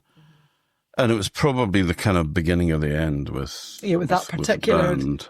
He just didn't want that kind of structure, I don't think. Yeah, they were supporting the Barron Knights quite a lot. They were sort of comedy band that were wouldn't be his taking the piss out of contemporary bands, He was never it's funny, practical jokes were not a major thing, and he didn't really like comedy. Absolutely, yes, but it was really very subtle, the line between what was okay and what wasn't, and music, laughing at music was a funny one. I mean, Bonzo Dog Doodah Band and things like that, I think probably he had a chuckle because they were a bit Monty Python-esque. They were comedy. Yes, and it wasn't really music at all. No, that's right. They weren't. But certainly like bands that didn't, bands that sort of mocked their own ability. I don't think that necessarily sat very well. It's when you mock other people. And that really wasn't okay. That would have been an Arcadian cringe. Yeah, he just didn't like it. Just didn't, I remember doing a kind of cartoon once as a kid of a lady that we knew, and she had characteristics that were worthy of a bit of a cartoon. And I remember him saying, I don't think that's very kind. And I remember feeling really crushed, and going, oh God, I've made a mistake. But it's a good lesson, to go with that. There is a point where something's satire and everybody can laugh at it, and something's cruel, and he really, if it felt cruel or like that or that it would make another person feel bad about what they were doing, then it wasn't okay. Yeah. So yeah, I can imagine him not being a massive fan of although I know nothing about that Barron Knight period. They lurched on into the 80s anyway. Oh well, they must have lurched because I was never aware of them. But of course they were supporting the Kinks and the Pretty Things as well. Yep. So, and again, another big band at the time. But then he was also working on promotion with Spike Milligan. Yeah. There was a couple of companies that he worked for, and it was the company that were looking after promotional stuff. And actually, usually they didn't seem to promote. They seemed to promote quite boring things like sort of business products. But in this particular, they must have gotten the gig to promote Spike Milligan and his book. He was, because it must have been the what's the one, what's it called? The one I'm thinking it's a green, and I've forgotten what the colour of. Anyway, it doesn't matter. But it was this particular book because then I've got a copy. Patoon. It's like it's a name like Patoon or Pacoon. Yeah. It's just gone. I haven't read it. It's not as. We had it in the exhibition. Yeah, and I've got it. 2020, but I can't remember what the hell it was called. And he, that was a kind of highlight because obviously he liked the Goon Show and and all of that. So there was, he really respected the kind of comedy of Spike Milligan and was quite delighted, to meet him and also to discover that he was really, really an ordinary bloke that just had some crazy thoughts, kind of funny ideas and all the rest of it. But I think my dad was quite surprised to find out that he wasn't very comfortable with the fame that he'd attracted. He was obviously beset by a lot of mental health problems, and Dad said he kind of clutched him at one point in the promotional, really clutched, like, Dad said it was almost sore. And sort of said, just let's find somewhere we can go where we can just sit and not have this folk in our face kind of thing. And Dad didn't really know what to do because he was just a junior, an office junior. He just happened to be, office junior. He wasn't really in any position to allow the, Spike Milligan to kind of disappear off into the... But I remember that photograph of your dad with Spike. Yeah. There's this poster advertising a book signing or something like that. Yeah. And it says, Spike Milligan in colour, at this book lodge, like in person. Yeah. It was just at a time when colour television was probably starting to be a thing. But I mean, mid-60s, so a bit early for colour, but it was like in colour. Yeah, no. And of course, he'd had other jobs as well. That he worked in Letraset for a couple of years as well. And do you know, I've still got a drawer of Letraset sheets, that are his. And every school project and poster I ever did for anything, any school disco throughout, anything you can imagine, get the Letraset out. And I would go in, because Dad would keep it in a plan chest. I remember it was in the bottom drawer of a really big plan chest that he had in his studio. And, I'd go in and say, Dad, I've got a poster to do. And he'd go bottom drawer. And it was like red, green, blue. I mean, it was the closest thing to having a printer, or something really it was the height of technology as far as I was concerned. Rub out. Yeah.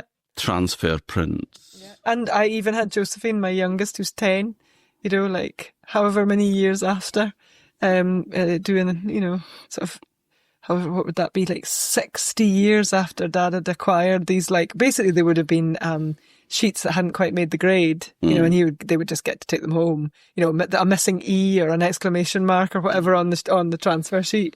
So, what a great resource. Every Amnesty International leaflet ever for about 15 years in Orkney was done with Letraset.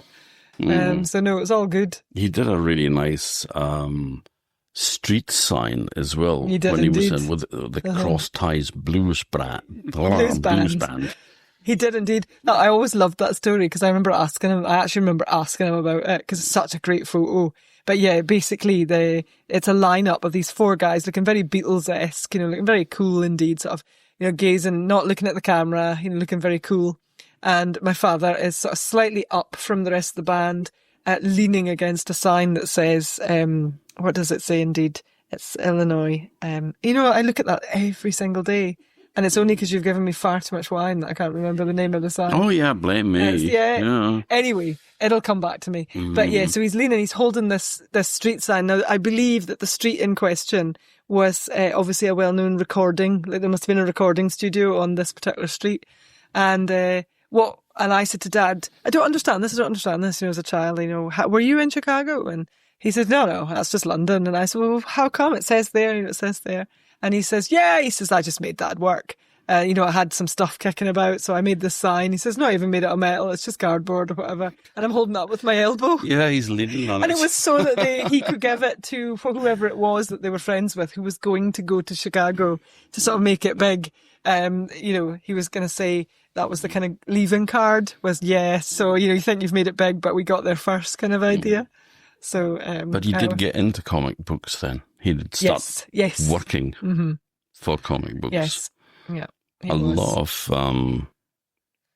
girl comics. And that prevailed until really the sort of late 70s. He didn't, even though he was starting to do other things throughout the 70s, and he did have sort of boys comics, but they tended to be the very sort of childish kind of, TV tornado type stuff, he did Tarzan, which I think he must have had a moment where he thought, that was quite a big deal for him, because that was a childhood thing, growing up with Tarzan kind of thing. So he did that for a while.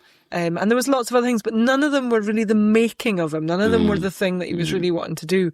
And one of the things I remember him speaking about was the fact that he was working for Valentine, which was Fleetway Publications, so it was in Fleet Street in London. And they towards the end of the 70s, so by this time he'd been working for them for over 10 years. And, then 1977 and 2000 AD is established in the same offices. And he's like getting quite excited and saying, so who's going to be, working on things here? And oh, well, we've got some artists and blah, blah, blah. And he's thinking, why is nobody asking me? Why am I not getting asked? They know I like a bit of, I've proved I'm versatile. And no, I didn't get any work with them. And it was only in the very early 80s, because he did eventually work for them, but it took a good few years before he got his first. And he'd actually by that point done a few other, he'd done Twilight World and a few things which were in that sort of science fiction adventure sort of genre, a bit darker, a bit more meaty. And it involved a lot more detail than he'd been doing with these girls' comics. And he eventually got to the bottom of why he'd never gotten a gig with 2000 AD. And it was simply that the editor of the Valentine had said, don't you dare, don't you take him, he's my best artist.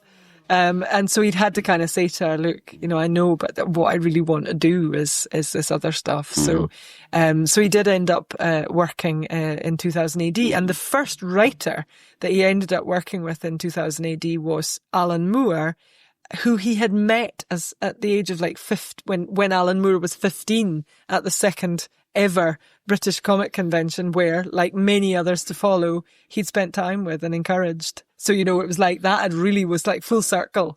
So for Alan Moore, it was working with this artist that he'd... Would that have been 69? Because yes, because 68 is the cover, and he did that. He did the cover for the very first one. You're quite right. It was Birmingham, 1969.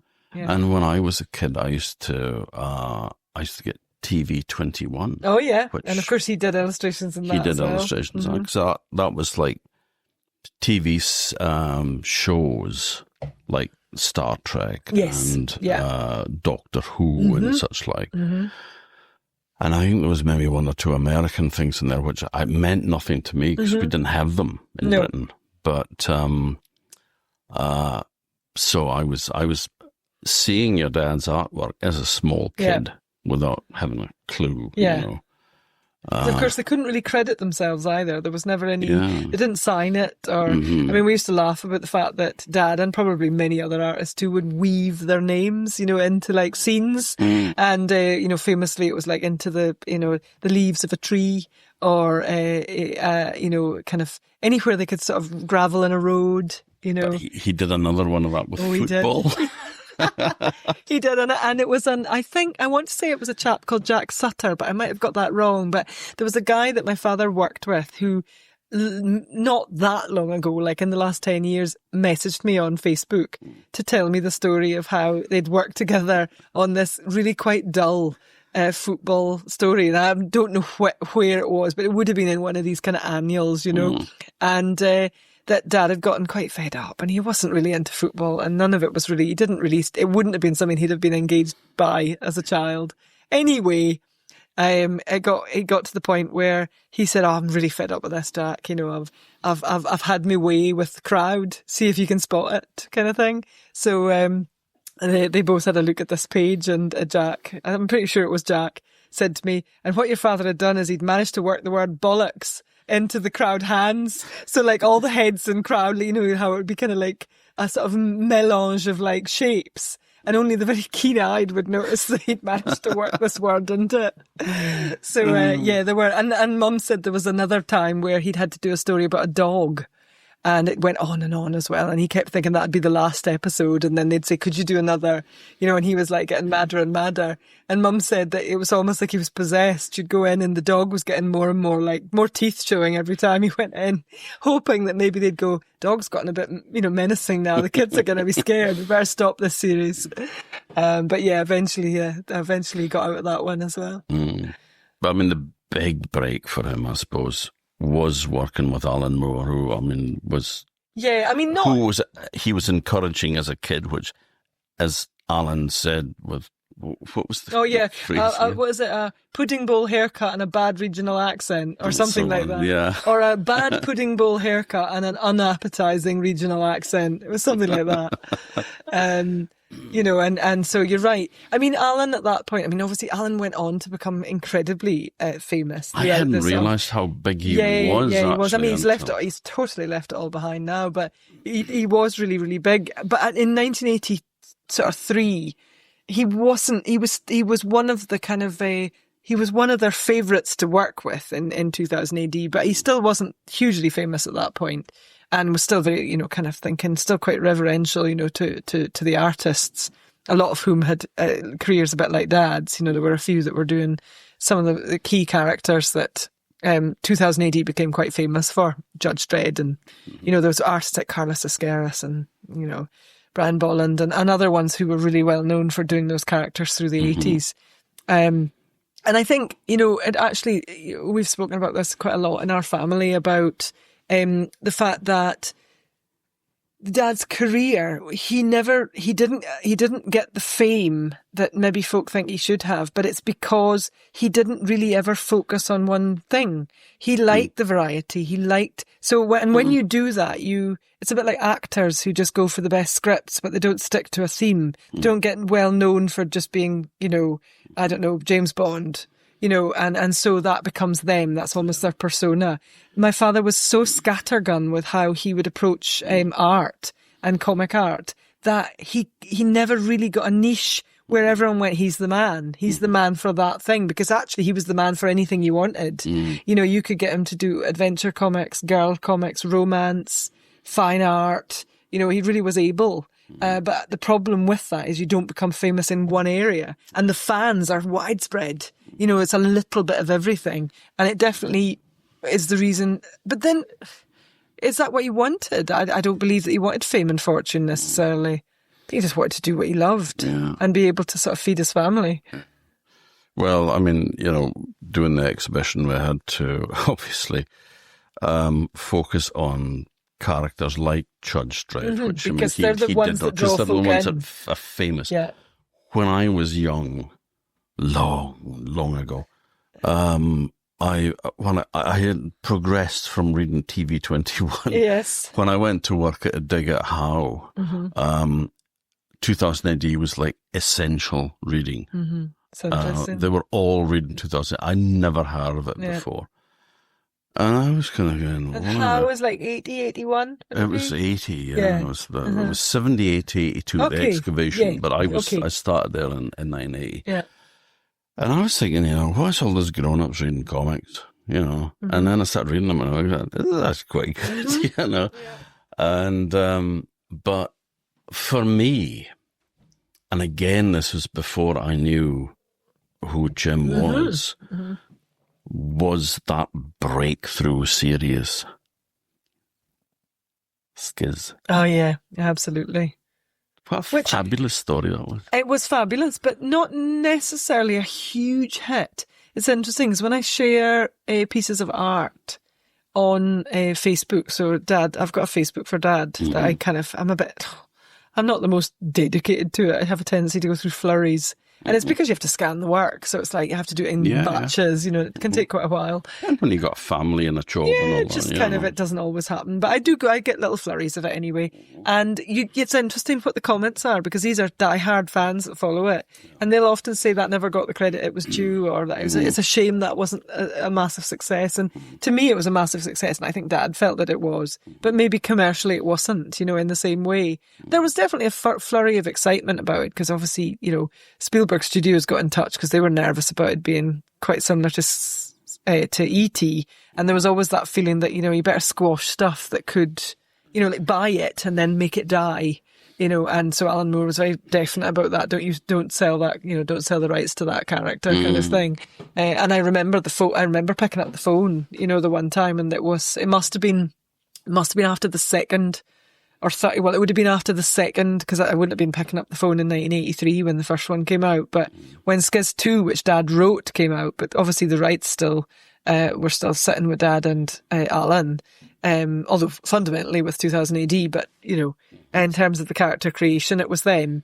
And I remember picking up the phone, you know, like kind of dinner times at 6 o'clock in the evening, and I would have been, if it's 92, then I would have been sort of 14, 15, and it was Spielberg Studios. And I remember being like, you know, oh my God. Like, as far as I was concerned, it was Steven Spielberg on the phone. Mm-hmm. And the same thing happened with George Lucas, actually, because Dad was working for, did Star Wars later on. And again, it was around about that sort of time. It must have been about 93 and 93, 94. And again, you know, George Lucas phoned, but it wasn't. I mean, it was the offices, but it's all, again, you know, that's just details. George Lucas phoned us in Stennis, you know, on our little BT, you know, our old the old British Telecom, you know, melamine phones, you know, the ones that everybody, standard issue that everybody had. And of course, my favourite thing, although my mum admitted to having sold the page, she hadn't realised, bless her. But Dad had decided that there was one page in Star Wars that he'd done, and it was a lot of black, and he was obviously always tight to deadlines, and he was like running out of time. And he said, Ellen, could you just ink this page for me? And I remember going, I'm going to get to ink a page, whatever. And he was like, you'll be fine. You know, he said, you really are just colouring in, you know. So he gave me the Indian ink and sat me down with this page or whatever, and paid me the going rate.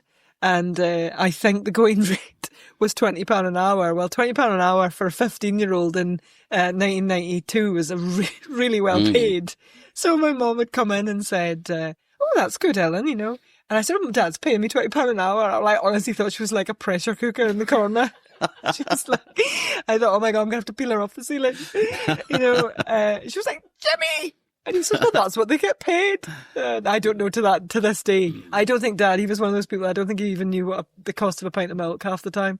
So I don't even know if he knew that £20 was an absolute, like, it was like I could buy, by the time I'd finished 2 hours of inking, I could go and buy a pair of Levi's. Absolute bonus. I love the Skiz story because, I mean, you know, kind of in a nutshell, it's about an alien kangaroo. He's a kangaroo. He's a marsupial. Yeah, let's call him an alien marsupial. Yeah, he's got funny hands as well. He does. He's like a long sort of finger. Yeah, fingers sticking out at right angles on the side of your hand, kind of thing as well. But he's a translator, and he's crashed on Earth.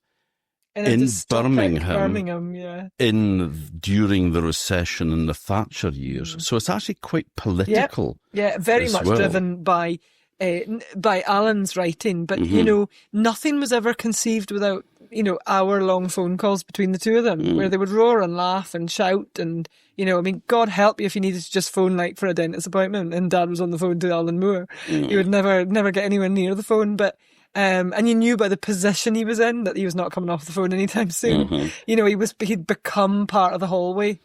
But yeah, so basically that whole storyline was really, really close to Alan's sort of political core. And Dad was very left-wing as well, but he wasn't as vehemently political as either my mother or indeed Alan Moore. But he was definitely of the thinking.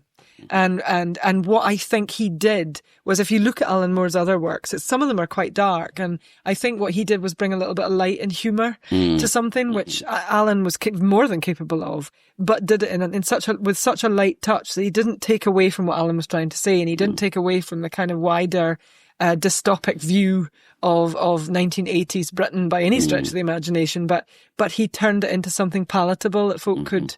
And whether that worked for everybody, maybe folk wanted that gritty, dirty, dark thing. I don't know. But I mean, I was too young to kind of make any sort of comment on it. But I know that Dad would not have, if he'd redone it again, he would have done it the same way. You know, that was his vision for what that story should be. I remember admiring one thing, because the female lead character is called Roxy. And she's kind of sort of bit punky, bit funky. Yeah, that's right. Yeah.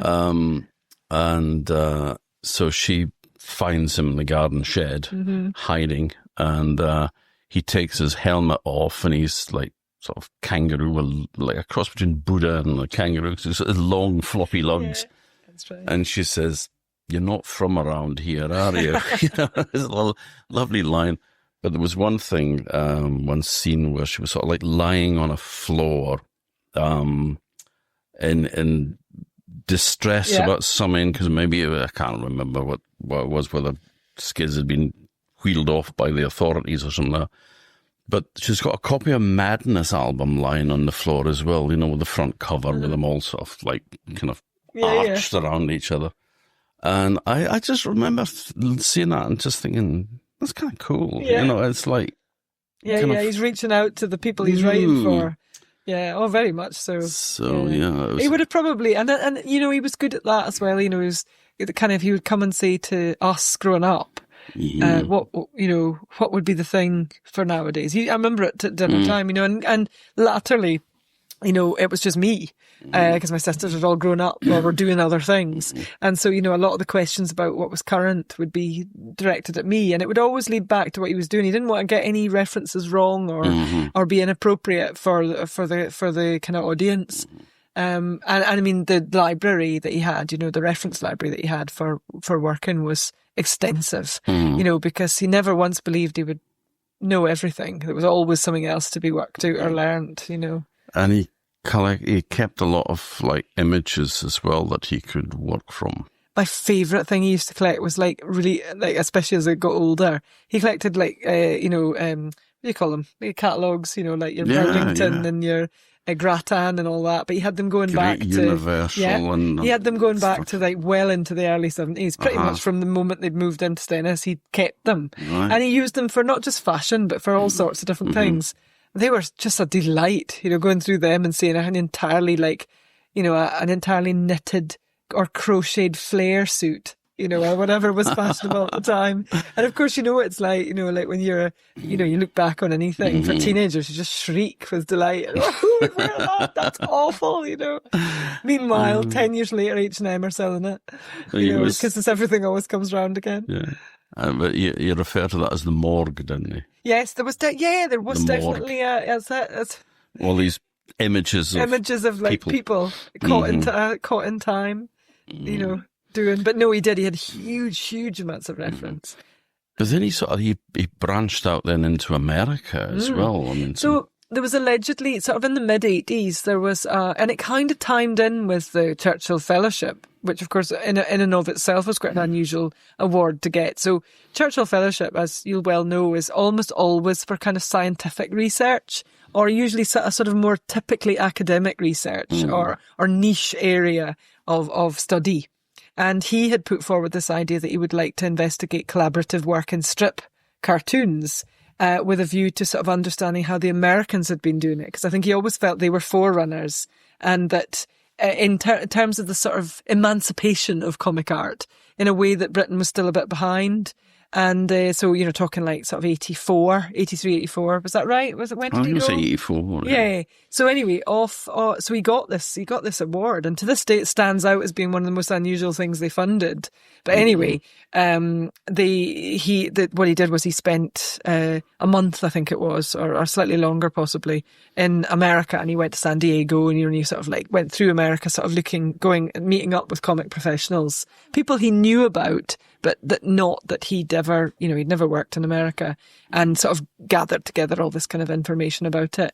And I don't know whether it was just really good timing, but when he got back to Britain, there was then a kind of shifting sands of the American companies realising there was a huge amount of talent in Britain. And they hosted this big event in London. I think it was in 85. And they hosted this big event in London at it's Gordon Ramsay's place. It's not the Ivy, it's the Savoy Grill. And it's famously got a table that Marilyn Monroe would always sit at when she was in the UK. Whenever she was in London, it was quite gaudy. The Savoy was always considered as being like kind of top class kind of. So that's a huge table they were all sat at. And it was my father, and there was a bunch of other people. They had been invited as the kind of sort of top. Well, I suppose it was the best in the field. I'm not really sure exactly how they were selected. And these bigwigs from DC Comics had come over to sort of woo them and sort of say, would you like to come and work for us, and blah, blah, blah. So that was kind of the start of the American scene for my father. And I mean, he by no means stopped working with the British scene, but there were certainly advantages to working for the Americans. The way they treated their comic artists was they were a bit ahead of where the British were. There was a lot more credit given to the individual creators. Not in terms of like being able to use comic characters in perpetuity or anything like that. That was still very much owned by the publishers, but certainly just in terms of kind of like the freedom to draw and respect and just feel like you had some value to add, and that your name carried some weight, rather than some of the early days in the comic industry where the names were irrelevant. Nobody knew who any of the artists were. Going back to the writing your own name in the leaves of a tree, you really weren't allowed to claim any rights over the artwork. They wanted to homogenise it, I think, so that anybody could come in and copy another artist, so that they never ever lost continuity in the way things looked. But that took away all the love and the joy and the passion out of what they were doing. On 2000 AD, there was a little box at the bottom of the first page that said, like text droid. Because they were all supposed to be androids that worked for them. Yeah, that's right. And art, Zarg. Art was the droid. No. Droid, yeah. Sorry, I'm going on to Clockwork Orange. Yeah, I was going Droogs. Droogs, yeah. Art droid. God bloody hell. How many that much? Art droid was Jim Baikie, And it was at that time that someone said, that guy lives in Orkney. And I thought, how can a comic book artist of this caliber live in Orkney? It's just terribly condescending, but of course it's, yeah. But meanwhile, back in Orkney, and I remember we had a project at Stennis Primary School where we had to come and we had to do an A3 drawing describing what our dads did as a job. And I remember being so frustrated that I had a dad that just didn't have a normal job. Isn't it funny the way kids are? So one of my friend's dads was a fireman, and the other one had a good dad that worked at the power station, and, so they all, and there was an electrician and a farmer and, whatever, worked on the boats. And I remember going, oh, I've got an artist. And it's so silly, but it was because it didn't fit the mould for anybody. Nobody understood what that was. What does your dad do all day? Does he just draw? And that's like, for children, it just didn't fit with the whole jobs we do type thing. When you bought those, those kind of, those books that everybody had, that was like jobs we do, the penguin books, the little hardback, Ladybird books, yeah. And, there were like a series of them, and there was one that was jobs we do, and it would be a nurse and a doctor and there was never one for artist, and not much less a comic artist. What kind of dead-end job is that anyway? We can't possibly have a penguin book all about that, or Ladybird book, I should say. But then he was working for, DC and big that, comics in you're America. Quite right. So that big dinner that they had in the Savoy, that was the start of working for DC Comics, and that in fact that remained, and to this day, although meager, we still get royalties from the stuff that has been reproduced or whatever, or for anything he's ever done. So that's still an ongoing thing. And Marvel as well. So I'm never quite sure about the Marvel thing, because he must have had some involvement. He was hired by Marvel to do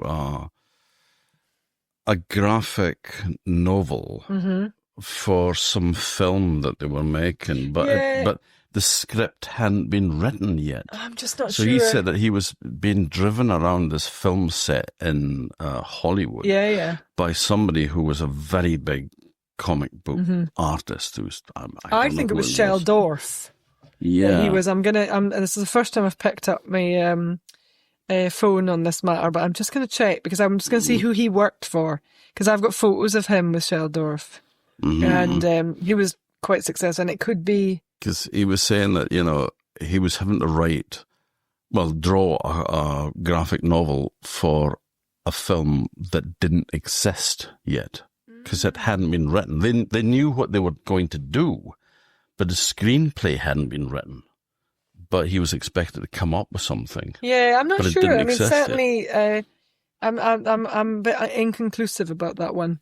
Not quite sure. That's something that you've uncovered that I'm not wholly sure. If you do ever get to the bottom of that, I'd like to know. Well, he did actually. I mean, your dad said in an interview that it was Marvel that were that had hired him to do this. So there you are then. And I know that he definitely dallied with, Spider-Man and, but I never saw anything that was official. Batman as well.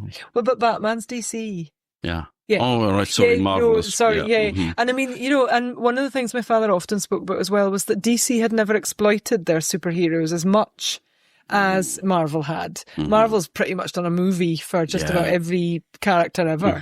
And so, whenever we, as kids, by the time it got to my generation, like when I was a teenager and into university, I would say what Dad did. And there was, a certain amount of oh, that's really cool or whatever.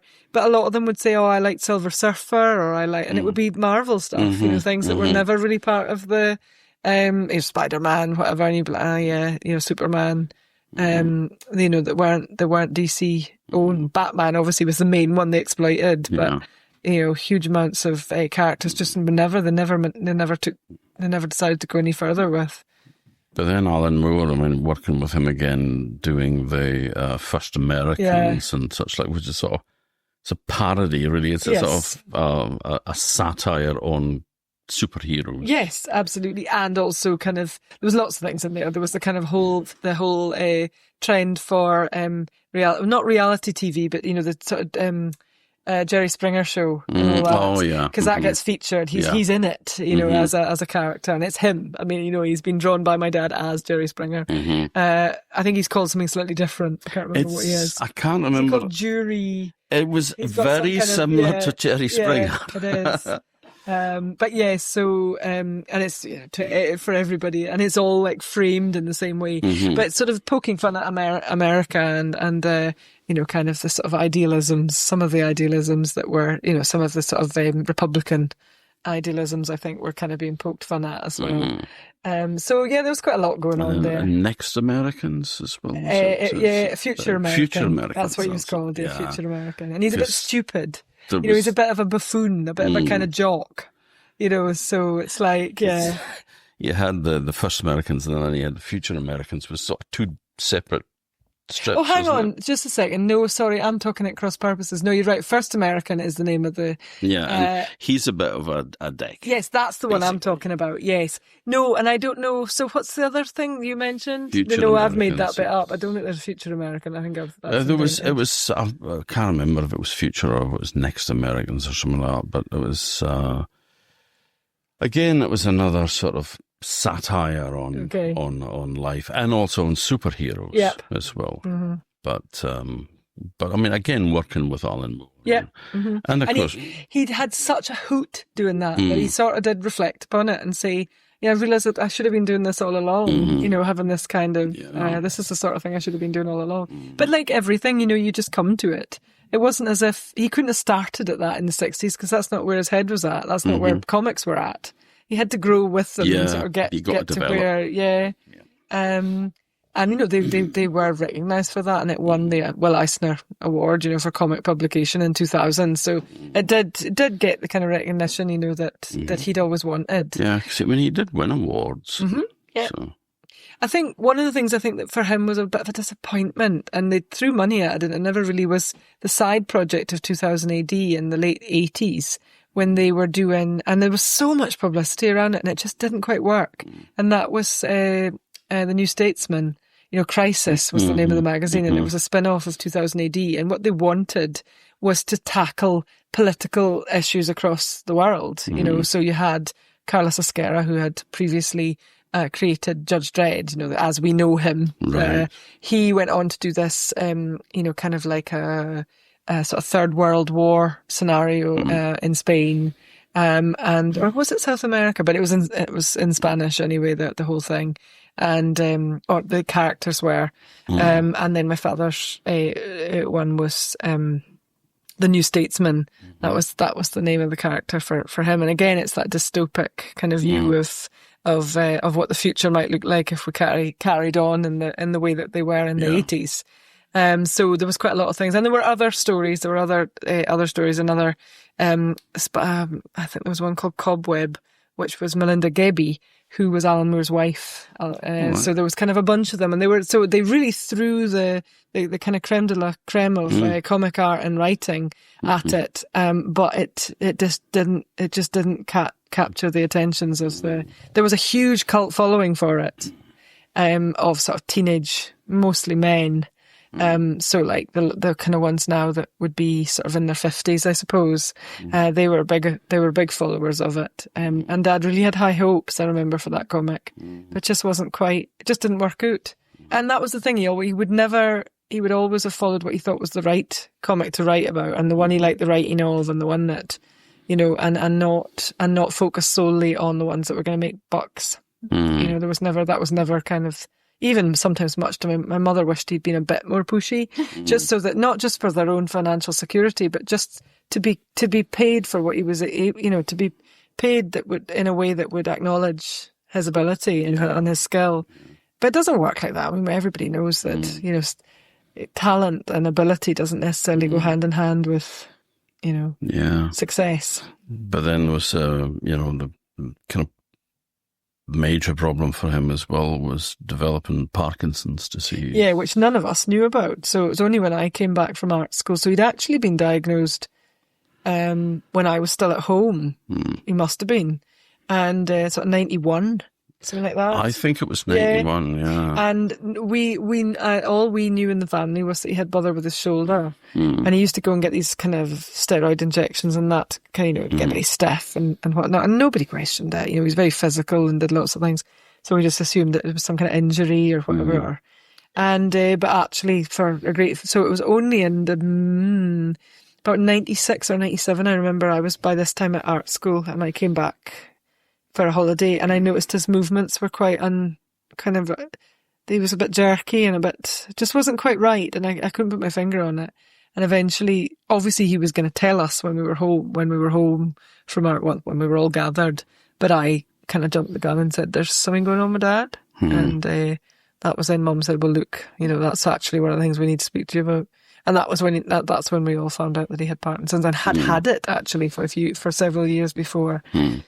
And had just been managing the symptoms. And in fact, you know, for his credit, he managed the symptoms for a really long time. And actually, it only started to really impact on his life sort of 10 years after, I would say, probably about 2001. He was really having to slow down, you know. And by 2004, he'd had to put his artwork to the side. Right. It just wasn't, the main problem was not motor function in the obvious sense. And a lot of folk, you know, they associate Parkinson's with the shaking of hands. It wasn't something he was bothered with. It was severe slowness and stiffness that would be the sort of when the medication would kick in. So as he was becoming more and more dependent on the medication and was producing less and less to zero of his own dopamine, which is the chemical required to make the neurons sort of connect with motor function, he got to the point where he was relying on drugs kicking in, which would interrupt his day. Every few hours, he'd have this, like, he'd realise, and Mum would sometimes catch him out because she would be looking at the clock thinking he's due medication, and she wouldn't see him, and maybe half an hour would pass the time where he would, and when by the time she would go up the stairs, he'd be stuck because basically everything had stopped. And so she would have to try and get him to take the medication, but because he would try to push it, you know, like to get further past, and it was really problematic for him because it was the stunting the, because previously, if he had a deadline, he could get up at sort of 6 in the morning and work right through till 10 at night if he wanted, you know, and suddenly he was being told, no, you've got two good hours and then you're going to have to stop. And he'd never had to work like that before. Because we mentioned right at the beginning about the dome, the painting, and that was a millennial project, wasn't it, for the Peer Arts Centre. Peer Arts Centre, Yeah. So the Peer Arts Centre, as part of a bigger project, Millennium Project, had put a call out for folk to submit, and they had to give their kind of 3 ideas. Well, Dad submitted 3 ideas around the topic, something he would develop if he was given the go-ahead to do so, to take part, because it was a award. There was a grant award that came with it. So anyway, he put 3 ideas forward, and the one about the dome was the one that was selected as going to go through to the next kind of like development stage. So that whole process must have started in the late 90s, with the piece of artwork finally completing in 2003. So he was really, by the time he was completing that piece of work, that was a huge undertaking. He was really starting to struggle with the kind of, you know, he was picking away at that over quite a long period of time. Because Mum was like, is this ever going to be finished? You know, sort of thing. But it did. It was finished and it was hung. And then one thing that, you know, without having any sort of real sort of demand, he did have enough of an ego that he wanted the piece to be exhibited. And it was exhibited as part of the project. But then it was obviously, after the project was finished, it was a bit of a question mark over what would happen to it. And it stayed in store for a while with the Pier. And they knew, because Dad had written to sort of say, I'm keen to know what the future of this is, because I'd like to know if there's any hope for it being on display, blah, blah, blah.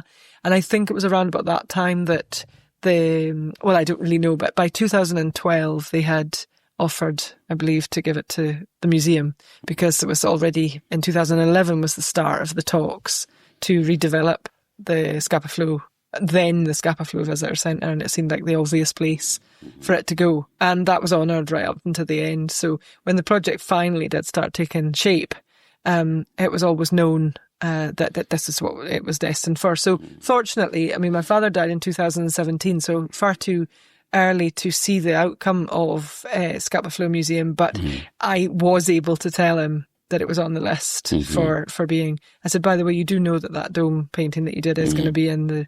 Because at that time, the discussions had started up again. It was only because of COVID that it was then held back. But by 2017, the funding was sort of, you know, there was momentum gathering, you know, for that project. So, so I was, and I do remember being very clear about the fact that, you know, that's going to be in Scapa Flow Museum, which of course had been, Scapa Flow Museum is in the old naval pump house, which was where his father had worked for all of the years my father would have remembered him, you know, because Grandad started working in the name, he'd actually been involved with William Arrell Company as a sort of non-trained engineer, because he was the only person on the island that could fix anything. And when they'd had some kind of problem with a piece of equipment, they'd actually asked somebody in the team, is there anybody on the island that could fix this?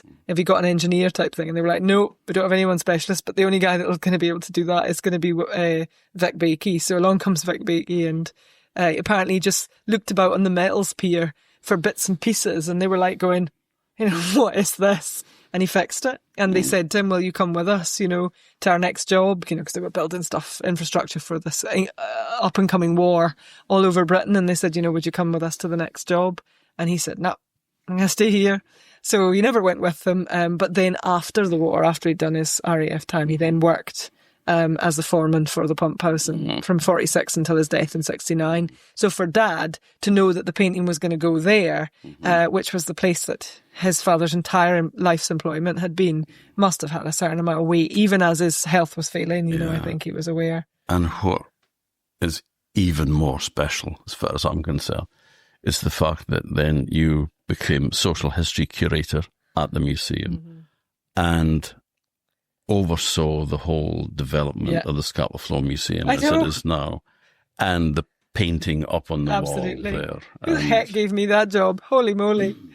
But no, that was a big deal. Because the funny thing was, I remember speaking to my predecessor, Rachel, who had been the social history curator before me, and she'd already explained that she was going to go, and I said, I'm thinking I might apply, maybe, if the job comes up, but I really don't know.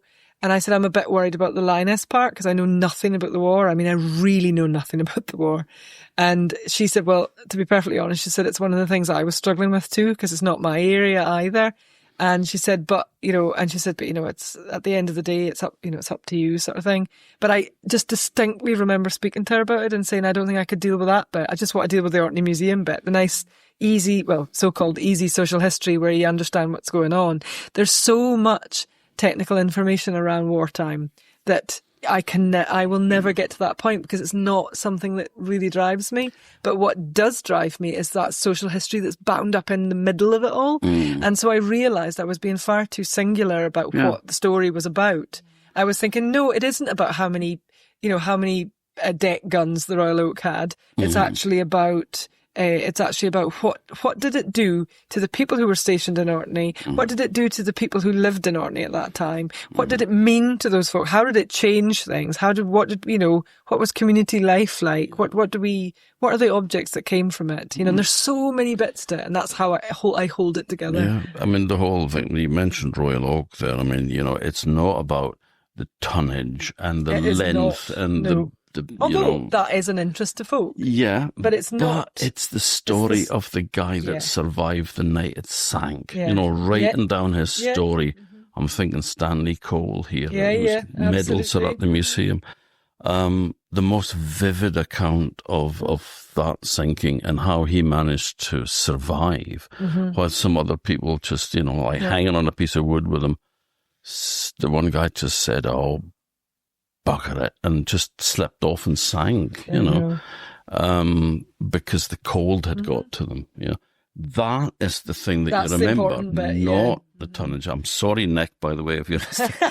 No, I think he would definitely agree as well. I think, and it took a lot of folk probably sort of, egging me on to say, that the things, that the qualities that you will bring to this are the same things that you've always had, really, that interest in folk and kind of, and that, so yes, you're going back to what your comment about Dad, me ending up presiding over, something that was beautiful in our family. And it was an interesting one because it bridged a bit of a gap, I think, with folk in Hoy too, because, there was a lot of false dawns, with the Scapa Flow project, just with it, for various reasons, like things always are. They're never as straightforward as what you might dream. I mean, when they had builders coming in, so it's like you had a new hospital being built, so everybody was busy. Yeah. Nobody wanted the contract. Yeah. And then you had COVID.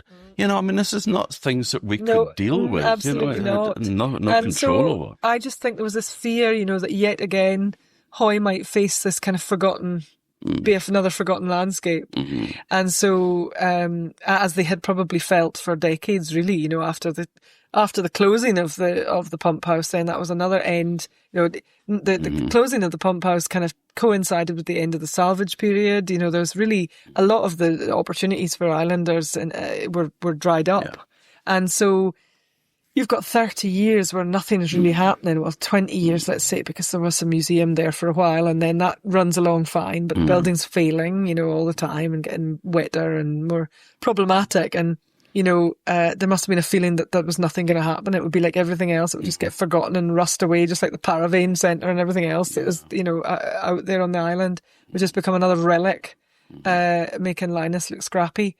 So I think that there was a lot of kind of negativity around what we were doing. And we know from Facebook that the Orkney Islands Council often get, anything that we do is met with a certain amount of interesting opinions. So it's finding ways of navigating some of that and spinning it and saying, look, it's not all bad. We do some really cool stuff as well.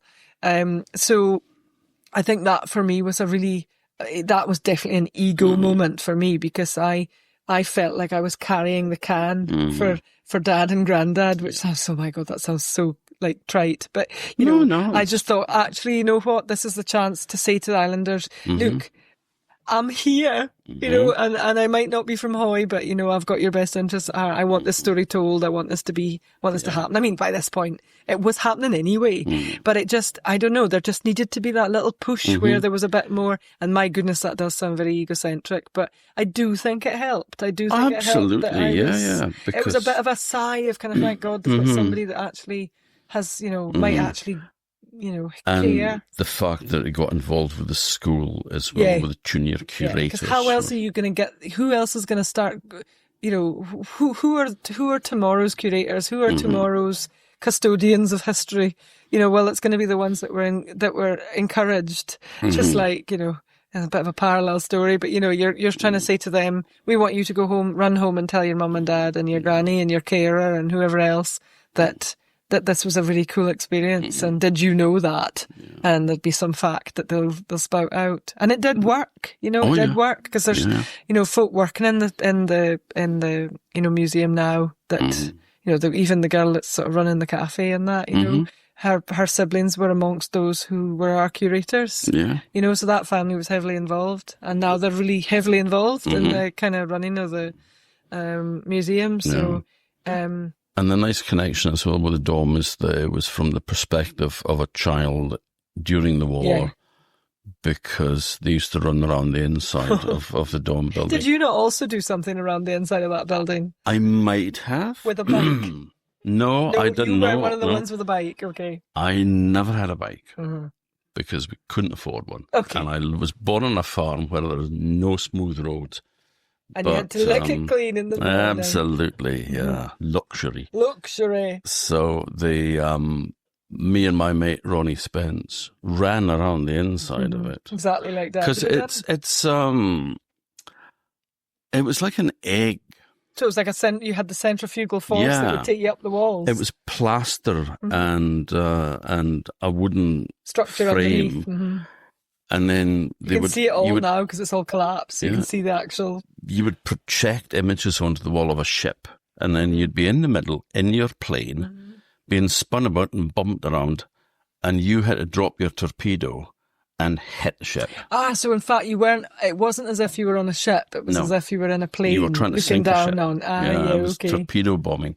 So you didn't fire a torpedo straight at a ship, because by the time it reaches the ship's kind of gone. Yes. And it's going to miss it. Well, so it's like the one of that wartime cartoons, isn't it, that says, you don't hit where the ship is, you hit where the ship will. If you hit where the ship is, you've hit where it was, or whatever.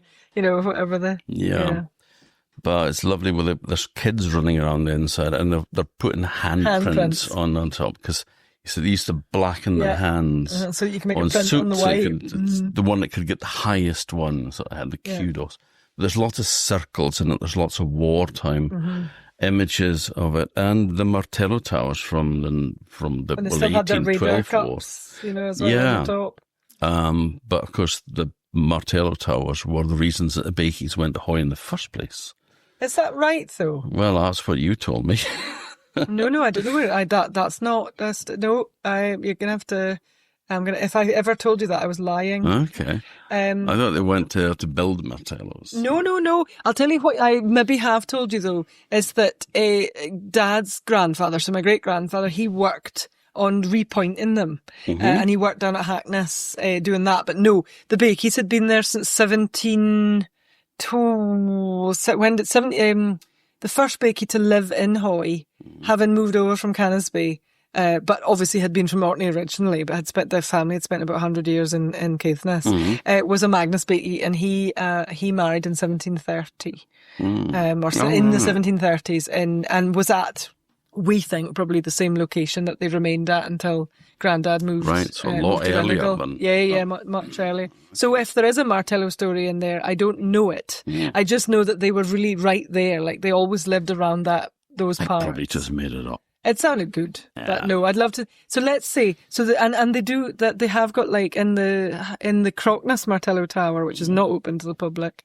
There is graffiti inside because Glenn Moon, who works at Hackness, he'd been in doing a bit of a survey, and inside it quite clearly has about half the family's names scrawled inside. And because our big joke was that he'd said to me, I think possibly you're the nearest family member to actually take to be held to account, for the graffiti. But yeah, so they certainly had access to these buildings, but no, as far to the best of my knowledge, had nothing to do with the building of them. But who knows? Because they would have been right there with those sorts of skills, because there were carpenters and such like in the family, stonemasons and whatnot. But like you were saying, running around the inside of the dome, you did go up the wall, and then you realised, I've got to come back down again, and I don't want gravity to be involved with this, But then somebody previously, because the door was broken, there was a door that you could open up the side of the thing and get into. That had been broken, so we had to jump over that. I was a lot younger and fitter than I was, and stupider.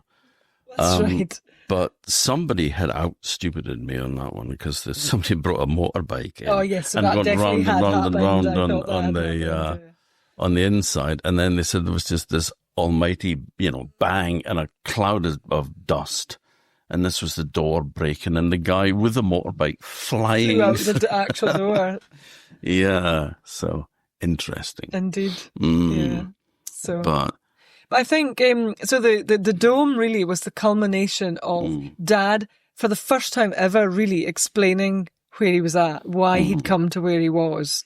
So it was the first time that he'd sort of gone and reflected on his upbringing as the inspiration for what he had gone on to achieve in his career. And I think that's probably the easiest way to explain it, really. But lovely the connection with yourself and that, and it means that I'm able to do Jim Baikie talks, sort of kind of with my work hat on, which is quite nice, because really it all links into the collection ultimately. Yeah. So and the fact that your dad, after the first Skiz one, then wrote another 2, which stories, never happened in 2000 AD, because there was a very distinct. Kind of like you kept to your own box. So if you were an artist, you only ever drew. And if you were a writer, you only ever wrote, and you most certainly didn't try to do the other.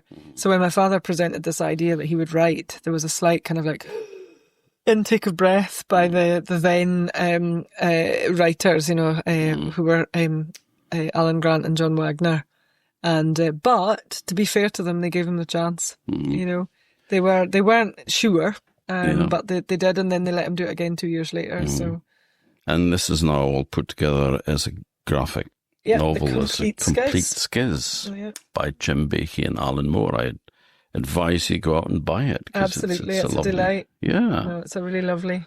And there is still so much that we could talk about, but we'd be here all night. But I mean, we've missed out things like when Eric Clapton climbed inside a bass drum to hide from Georgie Fame, and your dad going home and saying to your mum, that guy Eric that's good at guitar? Clapton boy, yeah. Oh, I know. There's so many different kind of bits and pieces. Jamming with Jack Bruce, it was bass player from Cream. There were certain favourites. There were ones that he definitely liked. Yeah, and jamming as well with a young Richie Blackmore, who would go on to found. And of course, Deep that's how Rainbow. And that's how the big myth, when he came to stay in the Lay, and I remember latterly he would play in bands with Kenny Perry, and at Dad's funeral, Kenny told me the story of how they had first learned that Dad was in Stennis, and it had all come about because did we decide it was Dougie Shearer that had the Casablanca? Who was the guy that had the? Where was it? The bands. It was the Cosmo. And what was the name? And was it Dougie Shearer that had that? Or was that the Phoenix? I can't remember. Well, he had the Phoenix. He did have the Phoenix. Yeah. Anyway, let's just say that whoever it was that owned the Cosmo anyway. And they always had the same kind of well-known bands that would play. But anyway, on this one particular, and Kenny had his kind of young pals were all in a band. And they weren't really getting a break and whatever. And he was a painter and decorator and he was in doing work or whatever. And they had been offered the opportunity to to play this Saturday because the band that we're always booked in had double booked for a wedding. And they were like really in a tight spot. And you've got kit and everything, don't you? And Kenny was like, yep. And they were like, no, all they had was instruments. They didn't have kit. They didn't have like, amplifiers or any of this. So like, what are we going to do? This gig's coming up or whatever. So somebody had obviously said, what about that guy for Deep Purple that lives in Stennis? So they were like, oh, I don't know. No, I'll be fine, So anyway, they said they got into their car and drove all the way to Stennis and knocked on the door. And apart from the fact that Dad had to say, no, I wasn't really in Deep Purple, by the way. But he did then say, where do you guys all practice? And then, of course, that led to him being involved in Orkney bands. But yeah, that's still, there's a kind of misty eye about your dad. He was the one that was in Deep Purple, which we've decided may as well be fact. Probably aggravated by the fact that there was a knock at your dad's door one day in London. Oh, yes. Screaming Lord Such. But it was the fact that it was all so fly by the seat of your pants, everything. So Richard Blackmore had obviously said, oh, you should get Jim. Obviously this band that Screaming Lord Such was about to, take off with. They needed a bass player. And they were, I'll get Jim Baikie, he's really good, go get him sort of thing.